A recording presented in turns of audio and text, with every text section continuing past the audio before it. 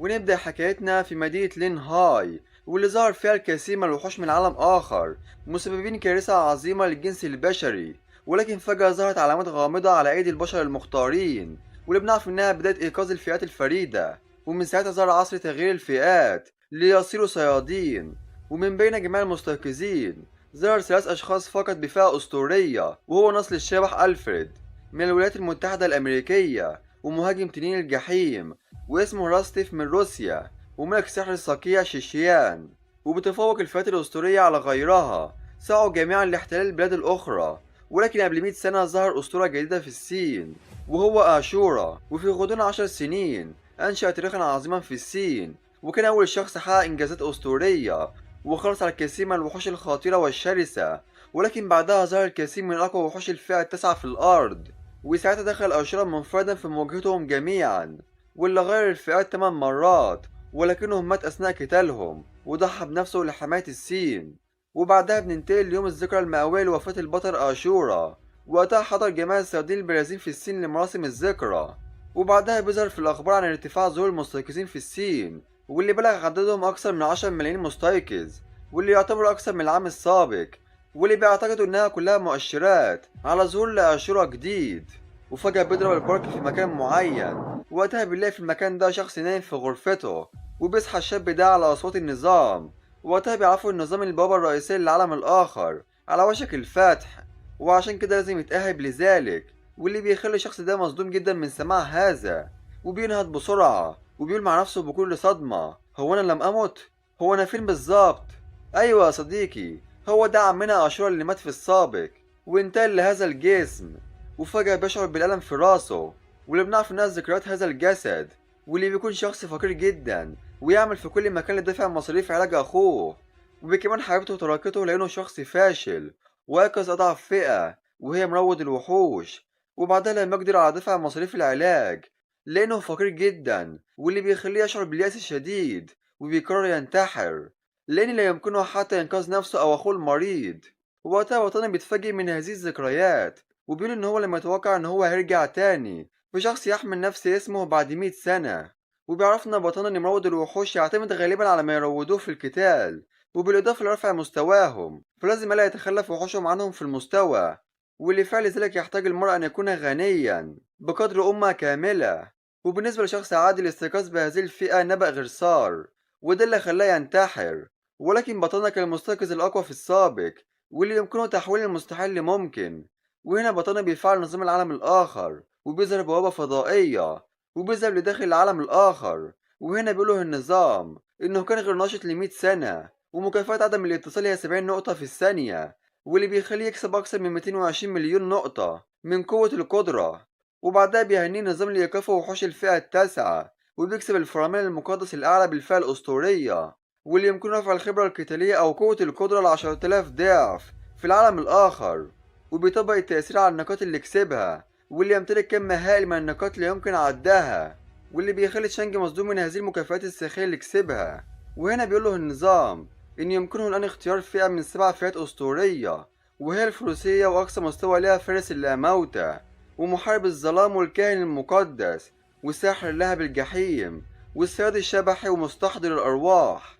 وقتها بيقول شانج إن هو استيقظ بفئة محارب أسطوري، وده كان في حياته السابقة. ولكن الفئة الأقوى في العالم الآخر وقتها كانت مستحضر الأرواح. ولكن المشكلة الوحيدة لهذه الفئة إنها بحاجة لمقدار هائل من القوة لارتقاء المروض والوحوش، واللي بيخليها فئة صعبة جدا.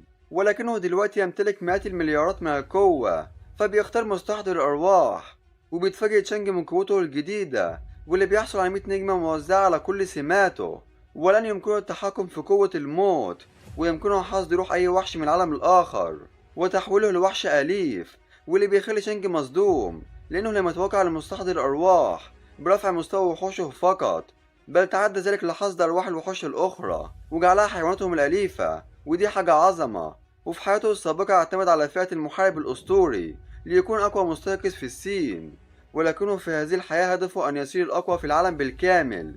وبعدها بينتقل للمنطقة الآمنة لأرض الكوابيس في العالم الآخر، وبيعرفوا النظام إن القتال في المنطقة الآمنة ممنوع. وبعدها بيسأله لو كان هيستعمل هوية آشورا ولا يرغب في هوية تانية. بيقوله تشانج لا، هويتي ستكون زيرو بهذه الحياة، وبهذه الحياة سأتخطى حياتي السابقة، والشيء الوحيد الذي يتخطى كل شيء موجود هو زيرو. وبعد فترة بيوصل للمنطقة الآمنة، وبيتفاجئ البعض من هذا المكان، والبعض الآخر بيتساءل عن مكان الوحوش اللي هنا. وهنا بيظهر النظام وبيقول لهم إن المهمة الأولى هي القضاء على 1000 وحش، ودي مهمة العالم الأول. أما مهمة العالم التاني فهي جمع 10 عملات فضية، سواء بالقضاء على الوحوش أو إنهاء المهمات. وقتها بيقول زيرو إن العالم الآخر لم يتغير كثيرا، وبيقرر يشتري بعض المعدات أولا. وبيذهب لعند الحداد وبيدور زيرو على معدات، وهنا بيقوله الحداد لو انت عايز معدات أعلى يمكنني توفيرها، بس المشكلة الوحيدة إن كله بتمنه. وهنا بيخرج زيرو كيس مليء بالقطع النحاسية، وبيقوله إنها 100 قطعة نحاسية، وأعطيني عصا ساحر بنجمة واحدة. وبالفعل بياخد العصا وبعدها بيغادر. وقتها الجميع مصدوم لأنه صرف كل القطع اللي أخدها هدية من النظام لدخوله العالم على مجرد عصا ساحر بنجمة واحدة فقط، وده لأن لا يمكنها حتى إضافة قوة هجومية. ولكن بتقول الفتاة إن فقط الأسلحة بالنجوم يمكن صقلها، وبهذه الحالة يمكن رفع قوتها الهجومية. ولكن بيقول لها التاني إن لفعل هذا يلزمه قوة قدرة، واللي بيكتسبها كل صياد بإكمال مهمات الوحوش المنخفضة، ولكنها ضعيفة جدا. وهنا يبدأ البعض في السخرية من زيرو، ولكن زيرو لم يهتم لكلامهم وبيكمل طريقه. وقتها بيقول زيرو بالنسبة للصياد مستجد، فلا نفع بإنفاق مبلغ كبير لعنصر بنجمة واحدة فقط، وده لأن قوة القدرة اللي بيكسبها الصيادين في أرض الوحوش قليلة جدا، لذا لا يمكن فعل ذلك، ولكن هذا بالنسبة لهم. وهنا بيفعل قوة القدرة لصقل السلاح لأقصى درجة، وبيستمر في صقل السلاح، وبالفعل بينجح في صقله لأقصى درجة يمكن بلوغها. وهنا بيقوله النظام إنه كسب الخاصية الذهبية عصا السحر الحارقة، وبعد إجراء 132 من التحسينات يمكنه دلوقتي إصابة العدو بحالة الحرق لمدة 3 ثواني مع كل هجوم، ويمكنه أيضا إخراج نيران مستعرة تحول العدو لرماد أيضا. وهنا بيستعد زيرو للعظمة القادمة، وبعدها بننتقل للغابة، ووقتها بيقتل الصيادين الذئب واللي بالكاد بيأثروا فيه، واللي بيخلي الصياد مصدوم جدا من قوة الذئب على شفاء إصاباته.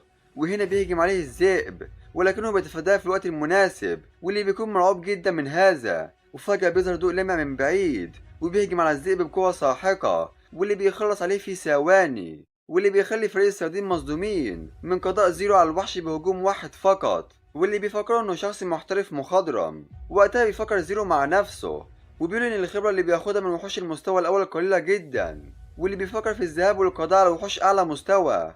وبيقولوا ان في عناكب سامة بالمستوى الثالث والرابع، وايضا في عقارب مدرعة من المستوى الخامس الى السابع، وخنازير مسعورة في المستوى الثامن والتاسع. والزعيم النهائي للعالم الاول هو ملك الخنازير المسعورة بالمستوى العاشر. ولكن مع قوته الحالية الوحوش في المستوى الثالث هي افضل خيار ليه، وهو حده الاقصى ايضا. وبالفعل بيذهب لعندهم، ولكن بيعترض طريقه فريق الصيادين السابق وبيعرضوا عليه تشكيل فريق، واللي بيحاولوا إغراء بطلنا. ولكن زيرو بيرفض عرضهم بصرامة، واللي بيكونوا خايفين من نظرته وبيغادروا فورا. وبعدها بيكمل زيرو طريقه، ووقتها بيقول الصياد من الفريق إنه شعر بهالة من زيرو مخيفة جدا أكثر حتى من الوحوش. ووقتها بيتجه زيرو لمصنع مهجور، وبعد فترة بيخلص على الوحش ورا التاني بسرعة كبيرة وبيرتقي في المستوى بسرعة. وبعدها بيهجم على الوحش وبيخلص عليه في ثواني وبيرتقي للمستوى الثالث، واللي بيكون خلاص على جميع الوحوش. وقتها بيهني النظام على تفعيل الخانة الأولى وكسب مهارة أولية وهي كرة نارية صغيرة. ووقتها بيتفاجئ زيرو وبيقول إن هو لم يتوقع أن يحصل المحترفين الأسطوريين على مكافآت تسوية أعلى ب6 مرات من المحترفين العاديين، واللي رفع مستواه 3 مرات ورا بعض وكسب 18 نقطة سمة حرة. وبالنسبة لمهنة مروض الوحوش فمسار النمو نفسه بالنسبة للساحر، فبيقرر وضع بعض النقاط في السمات المختصة بالإلقاء السريع والإنتاج المستقر، ثم تحسين خفة الحركة. وبعدها بيقرر يحسن المهارة الأولية لأقصى درجة وبيرفع ضررها ل140%، وبيحولها لكرة نارية خارقة واللي يمكن رفع قوتها باستمرار مع كل تحول. وبعدها بيقول زيرو إن بهذا المعدل إكمال المهمات في أول عالمين هيوصلني للمستوى الثامن، وساعتها يمكنه تحدي زعيم العالم الأول. وفجأة بيسمع صوت قادم من بوابة عملاقة، وبالفعل بيفتح البوابة، وهنا بيلاقي شخصية غير لاعبة مصابة. وهنا بيطلب من زيرو المساعدة في قتل جميع الوحوش، وده لأن زوجته وأطفاله قتلوا. وهنا بيفعل المهمة وهي القضاء على جميع العقارب. وقتها بيقول بطلنا لمهمات الشخصيات الغير لاعبة معدتها أفضل من القضاء على الوحوش، وبيشاهد التفاصيل المهمة، وفجأة بيشعر بشيء غريب، وبعدها يبتسم زيرو. وهنعرف قدام يا صديقي ما هو الشيء الغريب ده. وهنا بيظهر الكثير من العقارب بالمستوى الخامس، وبيهجم عقرب على زيرو. وهنا زيرو بيستعد وبيقول له أريني ما لديك. وهنا بيهجم زيرو على العقرب بقوة النار الفائقة، ولكن العقرب بيفعل مهارة الاصطدام لتصدي لمهارة بطلنا، ولكن زيرو بيهجم عليه بقوة ساحقة وبيخلص عليه في ثواني. ووقتها بيقول زيرو مع ان قوة كرة النار الفائقة مدمرة، ولكنها تستهلك الكثير من المانا، وافتكر ان لما يقل عدد العقارب الحدية لنسبة معينة ساعتها هيظهر العقرب المدرع الامبراطوري فورا. وبالفعل بيظهر عقرب الامبراطور، وبيقول زيرو ان هو لازم يقتل الوحش قبل نفاذ كل قوته السحرية. وهنا بيهجم عليه بكرة النار الفائقة، ولكن عقرب الامبراطور بيصد الهجوم بكل سهولة. وهنا بيهجم على زيرو، ولكنه بيتفادى الهجوم في الوقت المناسب، وبعدها بينطلق بسرعة كبيرة لعند العقرب وبيهجم عليه بقوة ساحقة وبيشل حركة العقرب وبيسقطه أرضا. وقتها بيقول إن هو كان محظوظ جدا لشل حركته قبل نفاذ قوته السحرية، ودلوقتي الهجمة الأخيرة ويخلص على العقرب نهائيا ويكمل المهمة. ولكن فجأة بيظهر شخص من خلفه وبيهجم عليه بسرعة خاطفة، وبيظهر شخص تاني قدامه واللي بيكونوا عايزين يكملوا المهمة ويهجموا على الزعيم العقرب هما. ولكن بطلنا بيتفادى هجوم الشخص اللي كان بيهجم عليه وبيقول مع ابتسامة ظهرتم أخيرا. أيوة يا صديقي، هو ده الشيء اللي لاحظه بطلنا من البداية. وقتها بيقوله الشخص ده بكل صدمة أخيرا، انت قصدك انك شعرت بوجودنا من البداية؟ وهنا بطلنا بيخرج قوة هائلة وبيقولوا ان بعض الأفراد بيرفعوا مستواهم بجهدهم، والبعض الآخر يتسلقون هذه الجهود وينهبوها، بينما يقتلوا أصحابها بالخفاء، بينما يقتلوا أصحابها خلسة. والأعداء اللي واجهتهم تفوقوا عليكم ملايين المرات، وبيهجم عليهم بقوة ساحقة وبيخلص عليه تماما. والشخص التاني مصدوم من هذا وبيقول لي زيرو ألم تنفذ قوتك السحرية؟ كيف يمكنك تفعيل مهاراتك؟ بيقول له زيرو إن هو قال كده عشان يكشفوا عن نفسهم. وهنا زيرو بيفعل تأثير حاسد الروح وبيمتص روح العقرب الإمبراطوري وبيحوله لحيوان أليف، ولكنه فقد الكثير من قوته ونزل للمستوى الأول. وقتها اللاعب ده مرعوب جدا. وقتها بيقول زيرو مع نفسه إن السبب اللي خلى مروض الوحوش صعب هو إنه بحاجة لضعف الخبرة للترقية هو وحيوانه الأليف، ولكنه لا يفتقر للخبرة وبيرقي العقرب الإمبراطوري لأعلى مستوى، واللي بيخلي اللاعب ده مرعوب جدا من هذا. وبيقوله بكل خوف انتهي بالظبط، مستحيل لمروض الوحوش أن يكون لديه مثل هذه القوة الهائلة. ولكن بيقوله زيرو إن في اللحظة اللي تلقى فيها المهمة شعر إن في ناس حواليه. دعوني أخمن، أكيد أنتم القتلة الذين يترقبون المنعزلين، وللأسف تلقينا المهمة نفسها، لهذا خططتم جميعا لنصب كمين لي في آخر لحظة وقتل العقرب الإمبراطوري. بيترعب الشخص ده بعد ما سمع كلامه، واللي كان مفكره سهل المنال وبيفكر يهرب من هنا ولا هينتهي أمره، ولكن فات الأوان. وهنا بيأمر زيرو العقرب بالتعامل معاه، وهنا بيهجم عليه العقرب بسرعة خاطفة وبيسقطه أرضا بقوة ساحقة. وهنا بيترجاه اللاعب إن هو يرحمه، ولكن بيقوله زيرو بهذا العالم حيث القوي يفترس الضعيف، ولو أردتم افتراس الآخرين فلازم تستعدوا لكي تفترسوا. وبيخلص عليه في ثواني. وبعدها بيذهب لعند كارل وبيهنيه كارل على إكمال المهمة، وبيرتقي مستواه للمستوى الرابع وبيكسب القيادة السحرية بنجمة واحدة قابلة للصقل بالمستوى الرابع، واللي يمكنها رفع القوة السحرية لجميع الفئات، وحامي الصقل المدرع بالمستوى الخامس وقابل للصقل، واللي يمكنه رفع الدفاع البدني ب7 نقاط والدفاع السحري ب6 نقاط. وبيتفاجئ زيرو من هذه المعدات الثمينة وبعدها بيرقيهم لأعلى مستوى، وبيقول إن مع هذه المعدات يمكن الوصول هو والعقرب للمستوى الخامس بشكل أسرع من السابق. وهنا بيظهر إشعار في المنطقة بظهور عالم سري مخفي بالمستوى الخامس في مدينة دوم، وهيستمر لمدة ساعة، وهيكسب أول لاعب هيصفي العالم السري على مكافآت سخية. وبيتفاجئ الجميع من هذا، وطبعا بطلنا مش هيفوت الفرصة وبينطلق على هناك. وبعدها بننتقل لبوابة العالم السري، وقتها بيكلم شخص الجميع وبيدعوهم للانضمام ليه، وساعتها يمكنهم تصفيتها أولا والحصول على الجائزة الكبرى.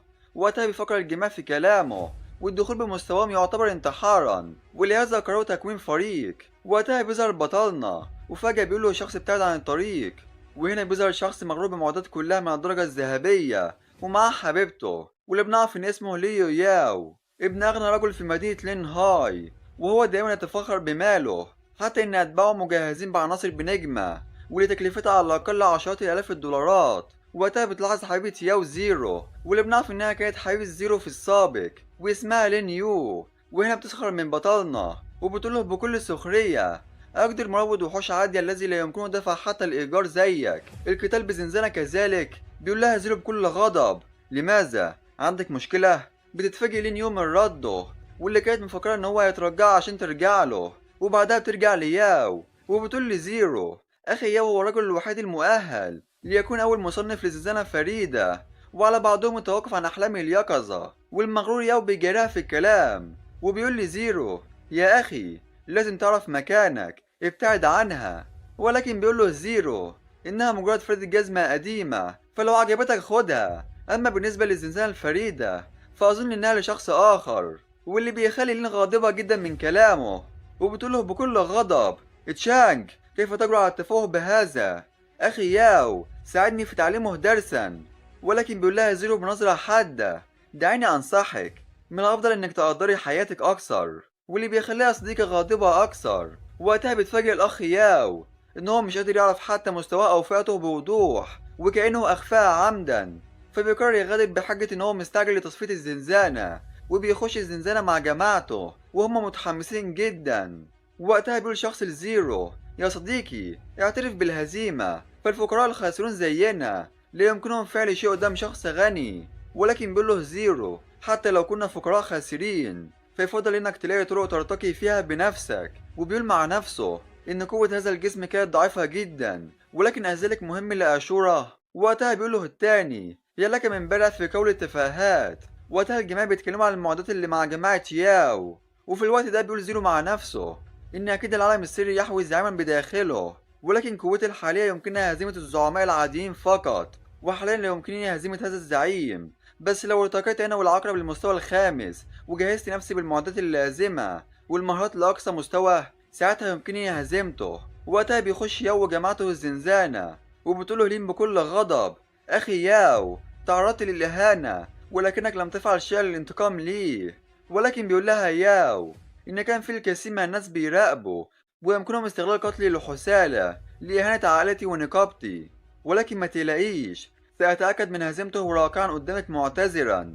ونرجع لزيرو. وقتها كان بيقتل في الوحوش، وبعد فترة بيرتقي هو والعقرب للمستوى الخامس. وقتها بيتفاجئ الأشخاص اللي كانوا بيسخروا منه من قوته الساحقة واللي بيندموا على السخرية منه. وبعدها بيتلموا حواليه البنات وبيحاولوا يغرقوا لحمايتهم، ولكن زيرو بيرفضهم بشكل صارم. وبعدها بيغادر وبيذهب بطنا لمكان الزنزانة وبيرفع من دفاع معدات العقرب وقوة العقرب لأقصى مستوى. وبعدها بيخش العالم السري.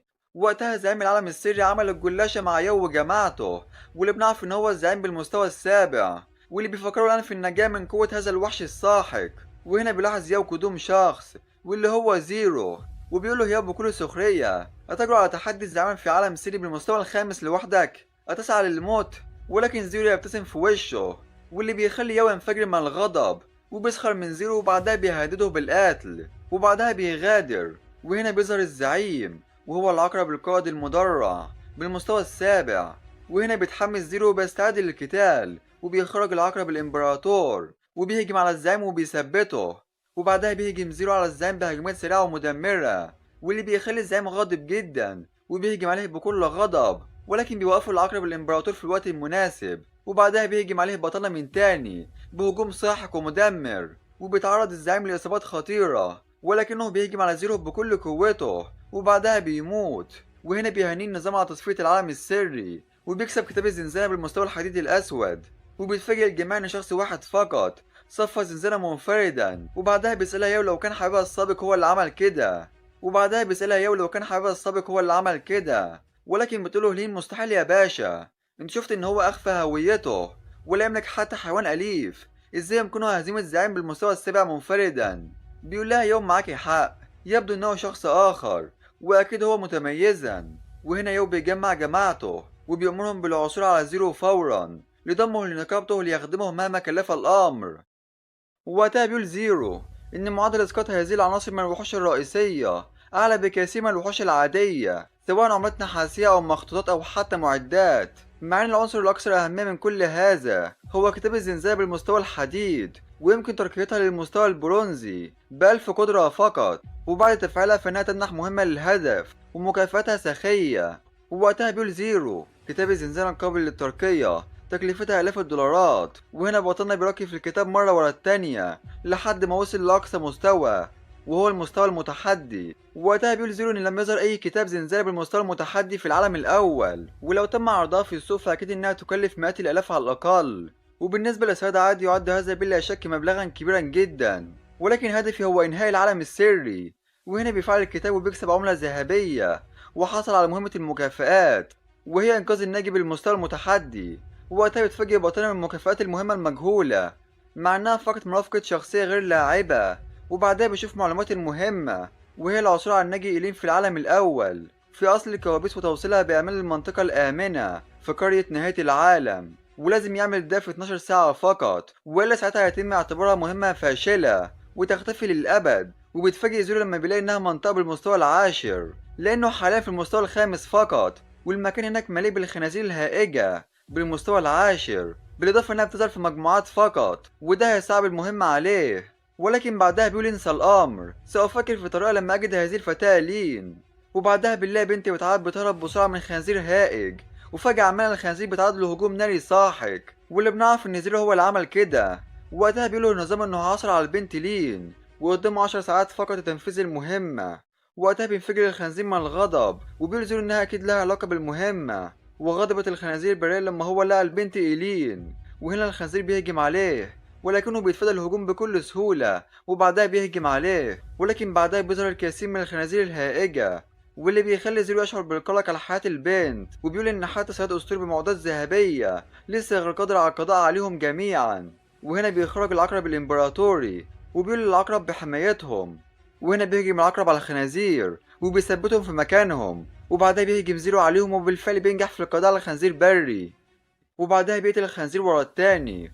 وبعد فترة بيشعر زيرو بالتعب، وده لأن الخنازير مستمرة في الظهور دون توقف. وهنا بتسأله إيلين لو كان بخير، بيقول لها متقلقيش أكيد هرجعك. وفجأة بيظهر الخنزير بري وبيهجم عليه، ولكن بعدها زيرو بيهجم عليه بهجوم ناري ساحق، ولكن الخنزير لسه عايش. ووقتها بيقول زيرو كويس إن لديه الكثير من الصحة، وإلا كان أمري انتهى من هجوم الخنزير البري. وأيضا العقرب الإمبراطوري متعب جدا من هذا ولا يمكنه الصمود أكثر.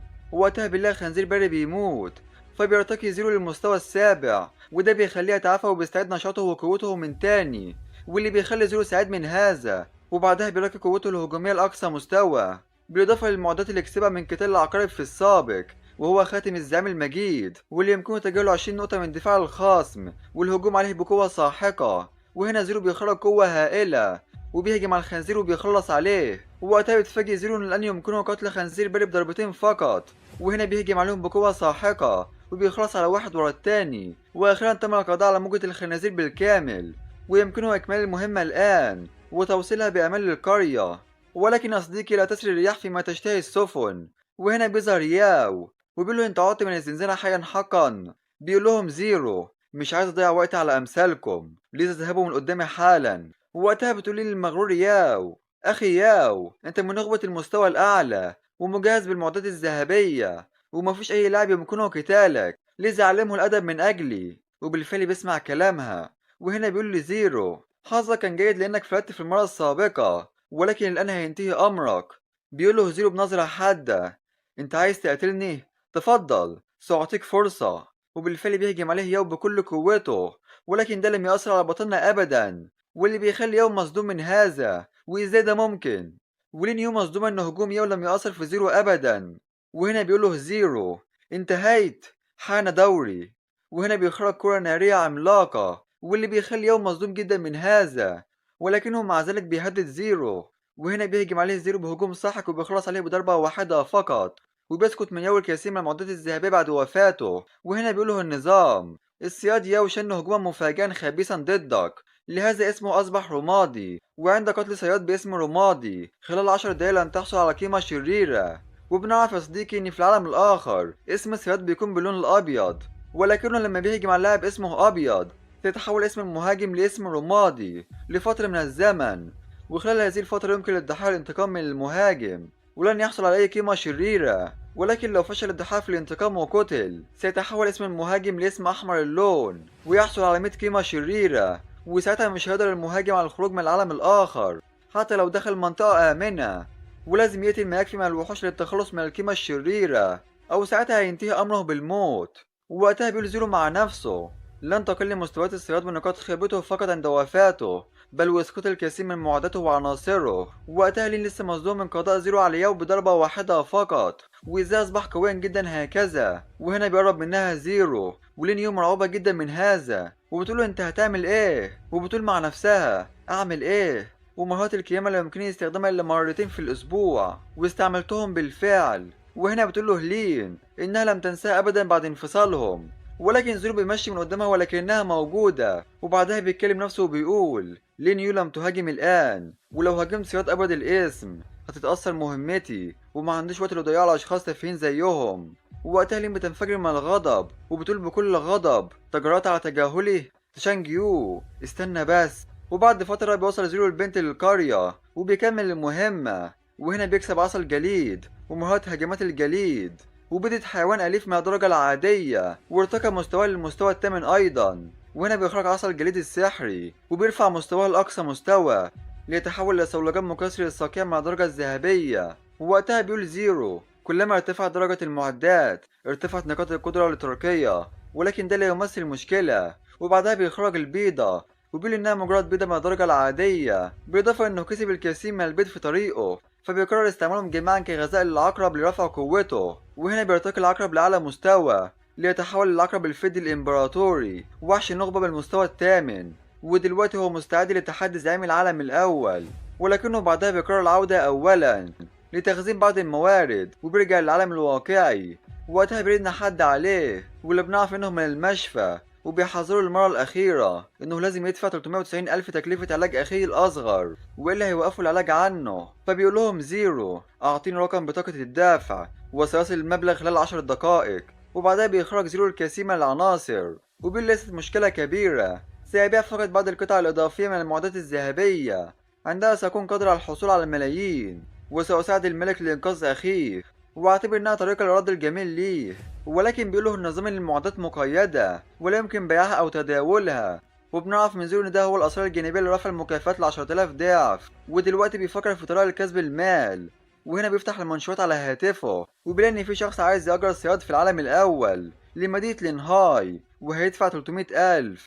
وبالفعل بيكلم زيرو الشخص ده وبيسأله عن تفاصيل المهمة المحددة، واللي بنعرف إنها بنت. وبتقول له البنت: أولا لازم تساعد صياد من الدفعة الحالية، ثانيا لازم تساعد الشخص المعين في إنهاء العالم الأول. بيقول لها زيرو بكل ثقة: أكيد لا بأس بهذا، سواء كان في العالم الأول أو الثاني، ولكن عايز 390 ألف. بتقول له البنت: يمكنني إعطاك 400 ألف لما تكمل المهمة. بيسألها زيرو عن الوقت والمكان اللي هما هيتقابلوا فيه. بتقول له عند منطقة الظهور في قرية النهاية بعد 10 دقايق. وبالفعل بيذهب لهناك، وهنا بيكلم نفسه وبيقول إن هو يكسب 400 ألف عشان هيساعد شخص في تطهير العالم الأول، واللي كنت ناوي على تطهيره في الأساس، وهي صفقة جيدة ومربحة. وهنا بيلاحظ بنت في انتظاره وبيذهب لعندها وبيسألها لو كانت هي اللي استأجرت الداعم. ووقتها بيتكلم الصيادين عن هذه الفتاة واللي بنعرف منهم إنها الساحرة الكارثية. ووقتها بيقولوا عن زيرو إنه لا يقدر حياته حقا من أجل المال. وهنعرف يا صديقي قدام إيه قصتها وهم قصدهم إيه بده. ونرجع لبطلنا، وهنا بيكون مع البنت فريق وبعدها بياخدها للمهمة. ووقتها بيقول لها إن عليها الأول إكمال مهمتين كشرط أساسي، وهما القضاء على 1000 وحش وكسب 10 عملات فضية. تعلمين ذلك أكيد. بتقوله البنت أيوة، واللي بنعرف إنها لسه في المستوى الأول. وبعدها بيقول لها زيرو إن لا يمكنها التأثير على الوحش أعلى منها ب5 مستويات أو أكثر، حتى لو تبقت نقطة واحدة فقط من صحته لا يمكنك قتله، ولهذا هيساعدك في رفع المستوى لإكمال المهام. وهنا بيهجم على العقرب بقوة ساحقة وبيشل حركته بالجليد، وبعدها بينادي عليها عشان تخلص عليه، وبالفعل بتخلص عليهم في ثواني. وبيرتقي مستواه للمستوى التالت مرة واحدة، واللي بيخليها مصدومة من هذا. وفجأة بيهجم عليها وحش من الخلف، ولكن بيحذرها زيرو وبينقذها في الوقت المناسب.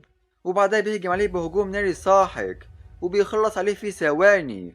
ووقتها البنت مندهشة من قوته، وهنا بيقولها زيرو: انهضي بسرعة، حان وقت الذهاب لرفع المستوى التالي. ووقتها بيسألها زيرو عن عمرها لتكون قادرة على دفع 400 ألف. بتقوله البنت بالإشارة عن عمرها واللي هو 21 سنة، بيتفاجئ زيرو من هذا، وبيقول لها إن الجماعة استيقظ كسيارات في سن ال18، وده معناه إن بقالك 3 سنين في العالم الآخر، ولكن إزاي مستواك لسه منخفض جدا لهذا الحد. وهنا بتكشف البنت عن شكلها وبتشكره على مساعدتها في الارتقاء، ولكن بعدها بتقوله لازم تغادر حالا وسأعطيك 10,000 كتعويض، ولكن لا تخبر أختي. بيقول لها زيرو فكرتك خرصاء، ولكن ما تلاقيش، هساعدك أكيد لتطهير العالم السري الأول. ولكنها بتقول له ألم تسمع ما يقوله الناس، أنا تجسيد الكريسة والنحس وهعملك مشاكل لو فضلنا معا. ولكن بيقول لها زيرو في الواقع أنا فضولي لمعرفة ما هي تجسيد الكريسة هذا على أي حال. ولكنها بتقول له بأعلى صوتها إنه الساحر الكارثي خرج ليؤذي الآخرين مرة أخرى، وفجأة بيظهر مجموعة تانية وبيقول لهم رئيس المجموعة إنه طالما قبل أحدهم مهمتها فإنه سيموت مبكرا، وعلى عكس ذلك يقول إن من تمكن من قتلها هيحصل على كمية كبيرة من نقاط الخبرة والقدرات. وهنا بيهجمهم بكل حماس، ووقتها بتقول له البنت جميعهم أعلى مننا ب6 مستويات ولا يمكننا منافستهم، وأنا هدفهم فقط، لذا عليك المغادرة الآن. ولكن زيرو لم يهتم لكلامها وبيخرج قوة ساحقة، وبيقول لهم زيرو بكل غضب انت عايز تلمس 400,000 الخاصة بيه وهل سمحت بذلك؟ وهنا بيظهر جماعة تانية وبيقول لهم رئيس الجماعة قتال الفريق كم هذا مثيرا، واللي بنعرف ان ده هو يو جماعته. ووقتها بيقول واحد من الفريق التاني يا رئيس هو مش ده السيد الشاب ياو من أغنى عائلة في مدينة لين هاي، ولا يمكننا منافستهم لو كانوا هنا سرقة غنيمتنا. بيقول له رئيسهم توقف عن تشغيل فمك يا تافه. وهنا بيذهب الرئيس لعند ياو وبيقول له الأخ ياو مش قاصدين الإساءة لك، ولو كنت هنا للتخلص من هذا الشخص أيضا. ولكن بيقول له ياو بكل غضب هدوء، وبعدها بيقرب من زيرو وبيقول له أوه هذا أنت، يبدو أنهم مقدرين لقاء بعضنا البعض. بيقول له زيرو أنت هنا ليه؟ أنت هنا لتهدين المعدات مرة تانية؟ وهنا بيقول ياو لجماعته الجميع اقتلوه. ووقتها بينظر بطلنا ليهم بنظرة حادة، واللي بيخلي ياو مستغرب من ردة فعله. ولكن لما بيشوف جماعته بيلاقيهم مستعدين للهجوم عليه، فبيروح لعندهم وبيرزعوا على دماغه وبيقول له بكل غضب انت ما فهمتش تعليماتي، هو مش ده الشخص اللي قلت لك ان تحصل عليه؟ وبعدها بيلتف الجميع حوالين زيرو والبنت اللي معاه، واللي بيخلي جيرو يشعر بالاستغراب من هذا، ولكنهم فجأة بينحنوا وبيقدموا الهدايا لزيرو، واللي بيخلي البنت اللي معاه متفاجئة ومش فاهمة هو ايه اللي بيحصل. ووقتها بتسأل المغرور ياو وهي مصدومة عن اللي ناوي يعمله، ولكن بيقول لها ياو اخرسي. وبعدها بيقول له ياو وهو مستخبي ورا رجالته انا فاهم انك مش خايف من القوة، وانا كمان مش عايز الجأ ليه ايضا لانها بلا فائدة، وعشان كده انا جهزت تقديم خاص مناسب لقوتك، ودي كنوز نادرة اخترتها بعناية طالما انت مستعد لتنضم لنقابتي والعمل معي فكلها ملكك. ومش كده وبس، بل وهيكون لك راتب 50,000 شهريا، واللي بيخلي جماعته مصدومين من هذا الرقم الهائل. وهنا بتقوله لين يو تشانج يو بالنسبة لفلاح زيك فالشروط اللي عرضها الأخ ياو هي شيء لا يمكنك الحصول عليه حتى لو اشتغلت لسنين، وفي رأيي إنك لازم تنضم بالطاعة لنقابة الأخ ياو. وبعدها بتفكر مع نفسها وهي بتعذب زيرو لما ينضم للنقابة، وبتقول مع نفسها بكل سعادة أكيد الأخ ياو سعيد لأن أساعده في إقناعه بالانضمام، وأول ما ينضم للنقابة فيكون عندي الكثير من الفرص لتعليم تشانج درسا، وأنا كده هضرب عصفورين في حجر واحد. ولكن بيقوله زيرو أنا معجب فقط بالأشخاص الأقوى مني، فلما لا تحاول استعمال القوة على أي حال؟ ساعتها ربما أفكر في عرضك. بعدها بتغضب الغبية لين من كلام بطلنا وبتقوله أنت جننت، 50,000 مبلغ كبير جدا، إزاي لو حصلت زيك رفض الأخ ياو؟ بيقول لها زيرو الطيور على أشكالها تقع، وانت فاكرين الجماعة يختار التخلي عن كونه إنسانا ليصبح كلبا زيك؟ واللي بيخلي لين غاضبة جدا من كلامه. وبعدها بيقوله زيرو انت لسه عايز تقاتل؟ يا اما القتال او لا تقف في طريقي. ولكن بتقوله لين ايوه هنقاتل. ولكن بيقولها الاخ ياو خليه يذهب، وبالفعل بيغادر زيرو من قدامه. ووقتها بتقوله لين يو اخي ياو ازاي هنسيبه بهذه السهولة انه يحتكرك؟ بيقول لها ياو بنظرة كلها غضب انت غبية، قلتلك دعيه يذهب. بتترعب لين منه وبتسمع كلامه زي الكلب. ووقتها بيقول واحد من جماعته يا رئيس مع انك كنت كريم معاه بما يكفي، ولكن يسمح لي بالمغادرة مع انه حاول قتلك في المرة الأخيرة، وبما انه مش عارف مكانته فلازم نخلص عليه حالا. ولكن بيرجعوا الأخ ياو لكن مساحقة في وشه وبيقوله ماذا تعرف أنت؟ وكما يقول المثل أفضل الأشياء هي الأشياء بعيدة المنال. ولا يمكن الحصول عليها بسهولة، والأشياء اللي يمكن الحصول عليها بسهولة لا قيمة لها أبدا. وده ينطبق يا صديقي على الكلبة لين. وهنا بتقرب منه لين وبتقوله بكل لطف: أخي ياو، أنت مش كنت ناوي على قتلة شانج يو بأي تمن في السابق؟ إمتى غيرت رأيك؟ ولماذا لم تخبرني؟ بيقولها المغرور ياو إن ده حصل لما قتلني في آخر مرة، وأنت أكدتي مرارا إن هو من عائلة فقيرة ولا يمكنه شراء معدات ذهبية. طب ازاي يمكن لمروض وحوش عادي يتسبب بكل هذا الضرر في السابق؟ واكيد في شيء معقد اكثر لا يمكن رؤيته بالعين المجردة، ولازم اضمه في نقابتي باي تمن. ووقتها الكلبة لين متعصبة جدا من هذا، وبتقول مع نفسها بكل غضب: لا يمكن رؤيته بالعين المجردة؟ مفيش حد عارفه افضل مني، انه مجرد فلاح فقير عديم الفائدة. شانج يو، استنى فقط، واكيد سأجعلك مذلول عند قدمي مرة تانية. ونرجع لبطلنا، ووقتها بتقوله البنت اللي معاه: شكرا لحمايتي الآن. بيقول لها زيرو: لا شكرا على واجب، هو هتلاقي فيه 400 ألف لو كنت هتموتي. وانت ليه نشرت هذه المكافأة في المنتدى لو ما كانش عندك الثقة وكان ممكن توقفيني؟ انت ليه دخلتي العالم الآخر إذا؟ بتقوله البنت: انت مش فاهم، أنا في الواقع يئست بالفعل من وقت طويل، ولكن أختي هي اللي كانت مصرة على ذلك. وزي ما قلتلك في السابق، أنا ساحرة الكارثة. انسى الأمر، فقط انظر بنفسك وانت هتفهم. وبتفعل معلوماتها عند بطلنا، واللي بنعرف إنها ساحرة الكارثة، فئة خاصة وفي قيود على هذه الفئة، وهي الجسم الكارثي. وهي لا يمكنها القضاء على الوحوش منفردا، ولازم تشكل فريق مع الآخرين ومشاركتهم الكارثة، وساعتها حياتها وحياة زميلها مرتبطين. يعني لو مات أي واحد منهم فهيموت الاتنين معا، وينخفض مستواها للصفر. ولو انفصل عن الفريق في نص الطريق فهينخفض مستواها للصفر أيضا. ولكن زميلها مش هيتلقى أي عقوبة، ولكن لو قدروا يطهروا العالم السري فهيتلقى اللاعب وزميله اللي دمروا الجسم الكارثي كمية هائلة من الخبرة. ووقتها بيتفاجئ زيرو من هذه المعلومات، وبيقول إن في العالم الآخر، بالإضافة للفئات الأساسية والفرعية، فكمان في أيضا صيادين بفئات خاصة، وأول ما يتغلبوا على قيود فئاتهم فهيكون عندهم فرصة كبيرة لظهور فئة عالية المستوى أو حتى أسطورية. ولكن للأسف لا يمكن للأشخاص العاديين التغلب على القيد، وساعتها فقط هيكونوا أشخاص عاديين بلا فائدة في العالم.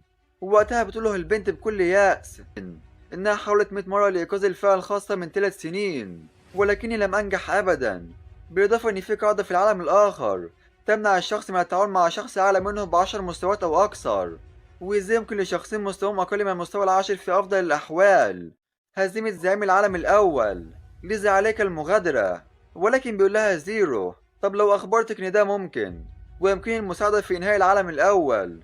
بتتفاجئ البنت من كلامه وبتقول له: ماذا؟ هو أنت جد؟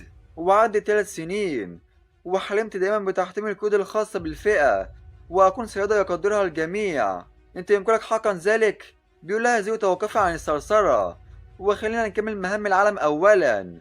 وزي ما عرفنا يا صديقي في السابق إن في العالم الأول لازم يقتل 1000 وحش ويجمع 10 عملات فدية، وبالفعل بيخلص زيرو على 1000 وحش وبيحصل على الكثير من القطع الفدية، وحتى بيحصل على الكثير من القطع الذهبية. ووقتها البنت مصدومة من اللي هي شايفاه، وبتقول بكل صدمة: هو قادر فعلا على ذلك؟ وتمكن من قتل 1000 وحش بسرعة كبيرة، وأكملنا المهام وربحنا الكثير من ذلك. وهنا بيقول لها زيرو: والآن بعد ما انتهينا من المهام ويمكننا تحدي زعيم العالم الأول.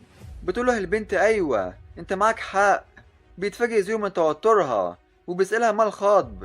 بتقوله البنت: لا شيء، الموضوع بس إن الأشخاص العاديين مش أقوياء زيك، وشخص زيك لن يفكر حتى في قبول طلبي. بيقول لها زيرو: أنا مش عادي، أنا من الطبقة المتوسطة. وبعدها بيقول زيرو مع نفسه وهو متوتر: حسنا، كان لازم أخلي ده في ذهني فقط، كان لازم يعني أعرفها حالتي في الواقع. ووقتها البنت مندهشة بعد سماع كلامه، وهنا بيظهر النظام وبيعرفوا إن هما كملوا المهام ولو كانوا عايزين يتحدوا الزعيم الآن. وبالفعل بيوافق زيرو وبينتقلوا لمكان الزعيم.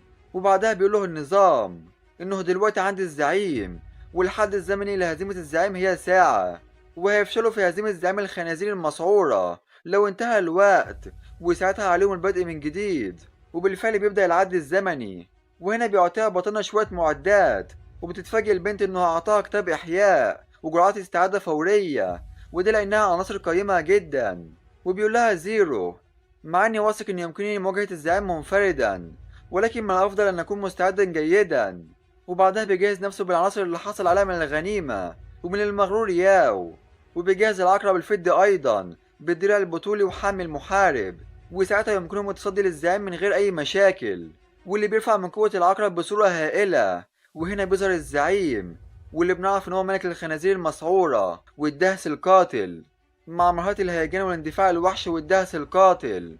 ووقتها البنت بيتملكها الخوف، ولكنها بتحاول تقوي نفسها وبتقول لنفسها: فانج ما تخافيش، هذه فرصتك. ولكننا لم نتمكن حتى من هزيمته كمجموعة، والآن احنا اتنين فقط. ووقتها بيلاحظ زيرو هذا، وإنها محبطة جدا من إخفاقاتها المتكررة في السابق لدرجة إنه تحول لخوف. وهنا بيقول لها زيرو: خليكي خلفي ووفري الدعم والشفاء للعقرب عند الحاجة. بتقوله فانج: طب وماذا عنك؟ بيقول لها زيرو بكل ثقة: أنا هنا بس عشان أتولى هذا الخنزير الصغير. وهنا بيهجم الزعيم بكل غضب، وبيهجم زيرو أيضا عليه، وبيخرج قوة ساحقة وبيهجم عليه بالكرة النارية الفائقة، ولكن ده بلا فائدة قدام الزعيم. ووقتها بيقول زيرو: كما هو متوقع، الزعماء عندهم جلد سميك جدا ومش من السهل اختراقه. وهنا العقرب بيهجم على زعيم الخنازير وبيثبته، وبعدها بيهجم بطنه بهجمات نارية ساحقة. ووقتها بيقول زيرو: مش بطال، طالما العقرب يتلقى الهجمات بدالي سأكون قادر على. ولكن الزعيم بيهجم على العقرب بهجوم ساحق ومدمر، واللي بيرمي العقرب لبعيد من قوة الهجوم. وبعدها بيستعد الزعيم للهجوم مرة تانية. ووقتها بيقول زيرو: وكأن الأمر هيكون بهذه السهولة. وهنا بيهجم الزعيم على زيرو مباشرة، ووقتها بتحذره فانج بسرعة بتفادي هذا، ولكن بطلنا واقف مكانه ومستني اللحظة المناسبة لتنفيذ خطته والهجوم على الزعيم.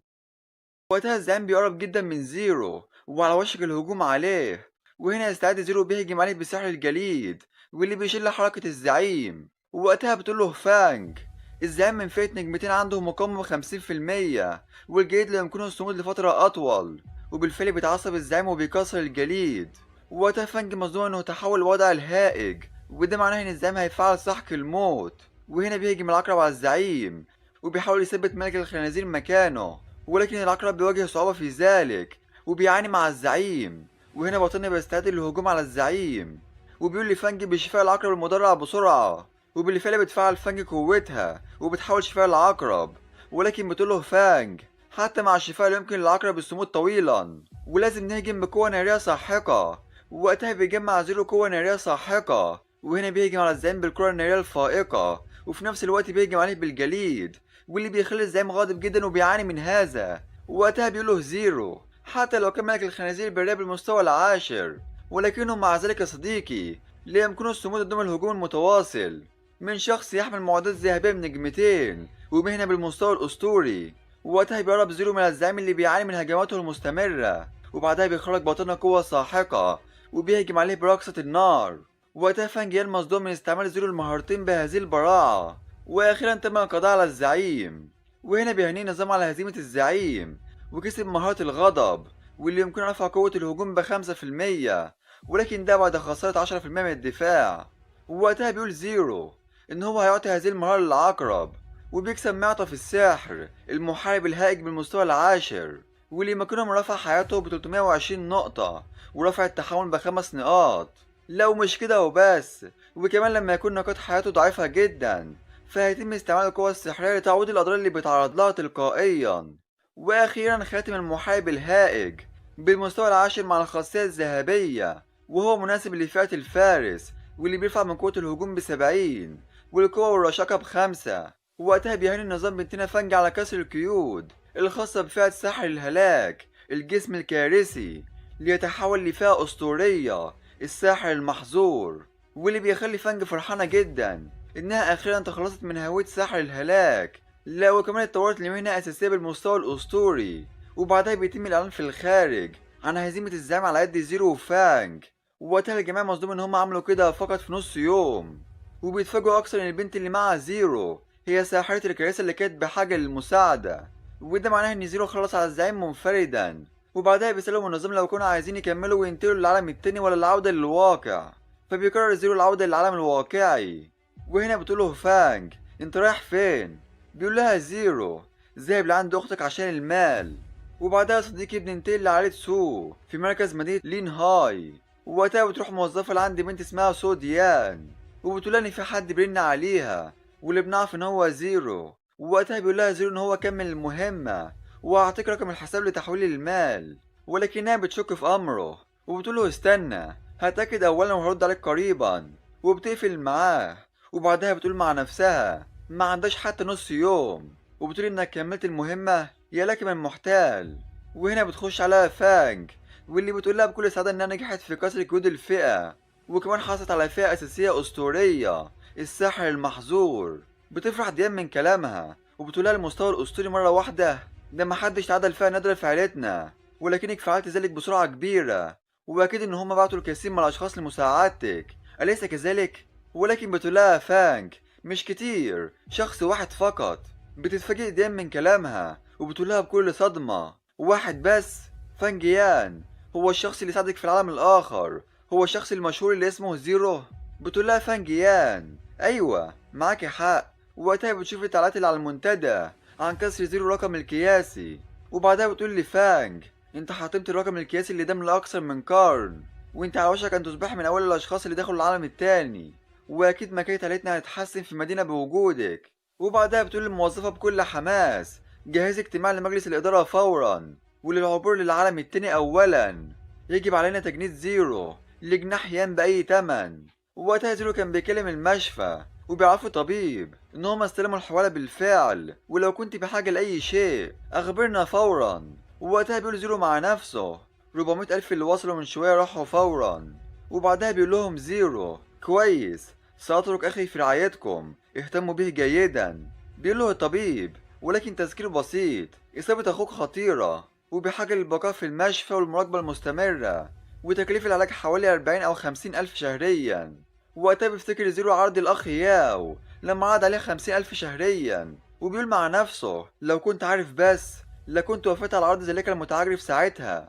وهنا حد بيرن على زيرو واللي بنعرف إنها ديانا، وبتكلمه وهي في اجتماع مجلس الإدارة، وبتقوله سيدي هو أنت مهتم بالانضمام لنقابة أمة التنين؟ وأنا ديانا نائبة رئيس نقابة أمة التنين، وهنقدم لك جميع الفوائد الاجتماعية ده غير الراتب الأساسي وهو 30 ألف شهريا بالإضافة لمكافآت الأداء. ووقتها يبتسم زيرو وهو بيقول مع نفسه جيتي في الوقت المناسب.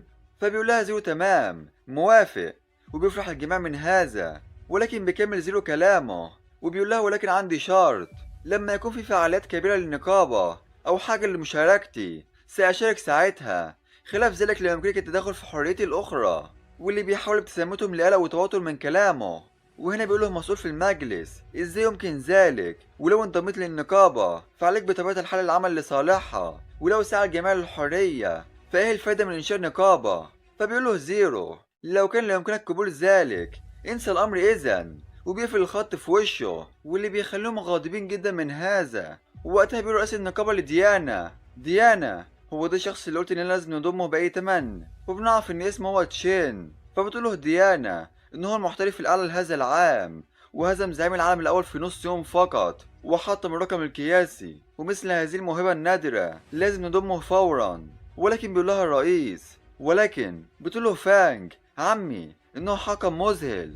وبتقوله ديانا في رأيي يمكننا الموافقة على شروطه أولا ويدخله لنقابة جناح مطر الدخان. وبتقوله فانج بالظبط، وزي ما قال بنفسه في السابق إن هو مش حرا تماما ولما نحتاجه هنلاقيه. بيقول لهم الرئيس حسنا، ولكن إذا انتهى الأمر بتجاهل إدارتنا تماما فهقرر شخصيا لو كان هيفضل أم لا. وبعدها بترن على زيرو، ووقتها بيقول زيرو مع نفسه إن نقابة أمة التنين في مقاطعة تنجهام في المركز الخامس، ومع إنها أقل بمرتين من النقابة العليا ولكنها جيدة كفاية، والراتب الشهري والمكافآت لازم تغطي نفقات العلاج.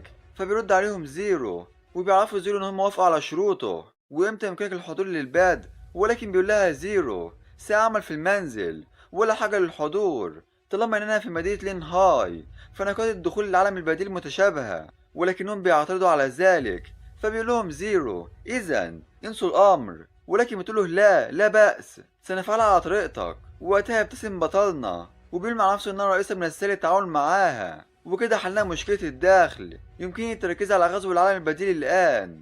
وبيذهب للعالم التاني، وهنا بيقوله النظام إن العالم التاني يسمى حصار الزومبي، ونهاية العالم يواجه كارثة مهددة للبشرية، والزومبي على وشك حصار المدينة. وكناجي في مدينة تانجهام لازم تساعد الآخرين للدفاع عنها، ولو اخترق الزومبي المدينة ساعتها هينتهي أمرك بالموت.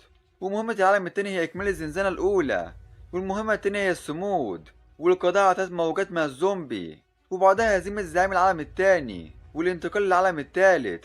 ووقتها بيقول زيرو مع نفسه إن هو لازم يوصل للمستوى ال15 أولا لإكمال المهمة الأولى، ولازم يرفع مستواه بسرعة. والمهمة التانية فيها استنى للوقت المناسب، ووقتها بيسمع شخص بيقول للجميع أسرعوا موجة الزومبي قادمة بعد يومين. واللي بنعرف إن هو قائد الجنود واسمه نورسن.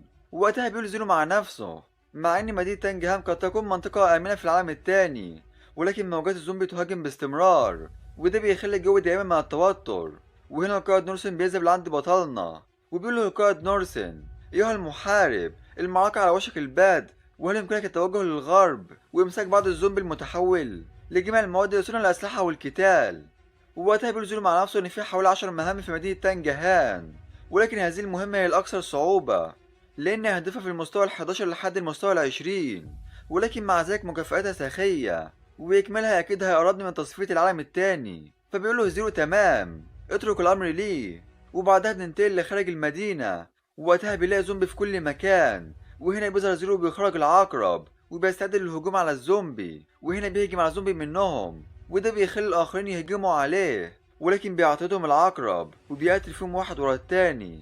ووقتها بيتفاجئ زيرو إن المهارات النارية لا تؤثر كثيرا على الزومبي الناري، فبيجهز نفسه بمهارات الجليد، وهو بيقول بكل سخرية مش هستعمل المهارات النارية. وهنا بيخرج قوة ساحقة وهو بيقول بكل حماس: فلنرى إذا كم ستستمر. واللي بنعرف إن هما زومبي ناري بالمستوى ال11 مع مهارات الصاروخ الناري والدرع الناري، واستعمال النار ضده بيخليه قوي فقط.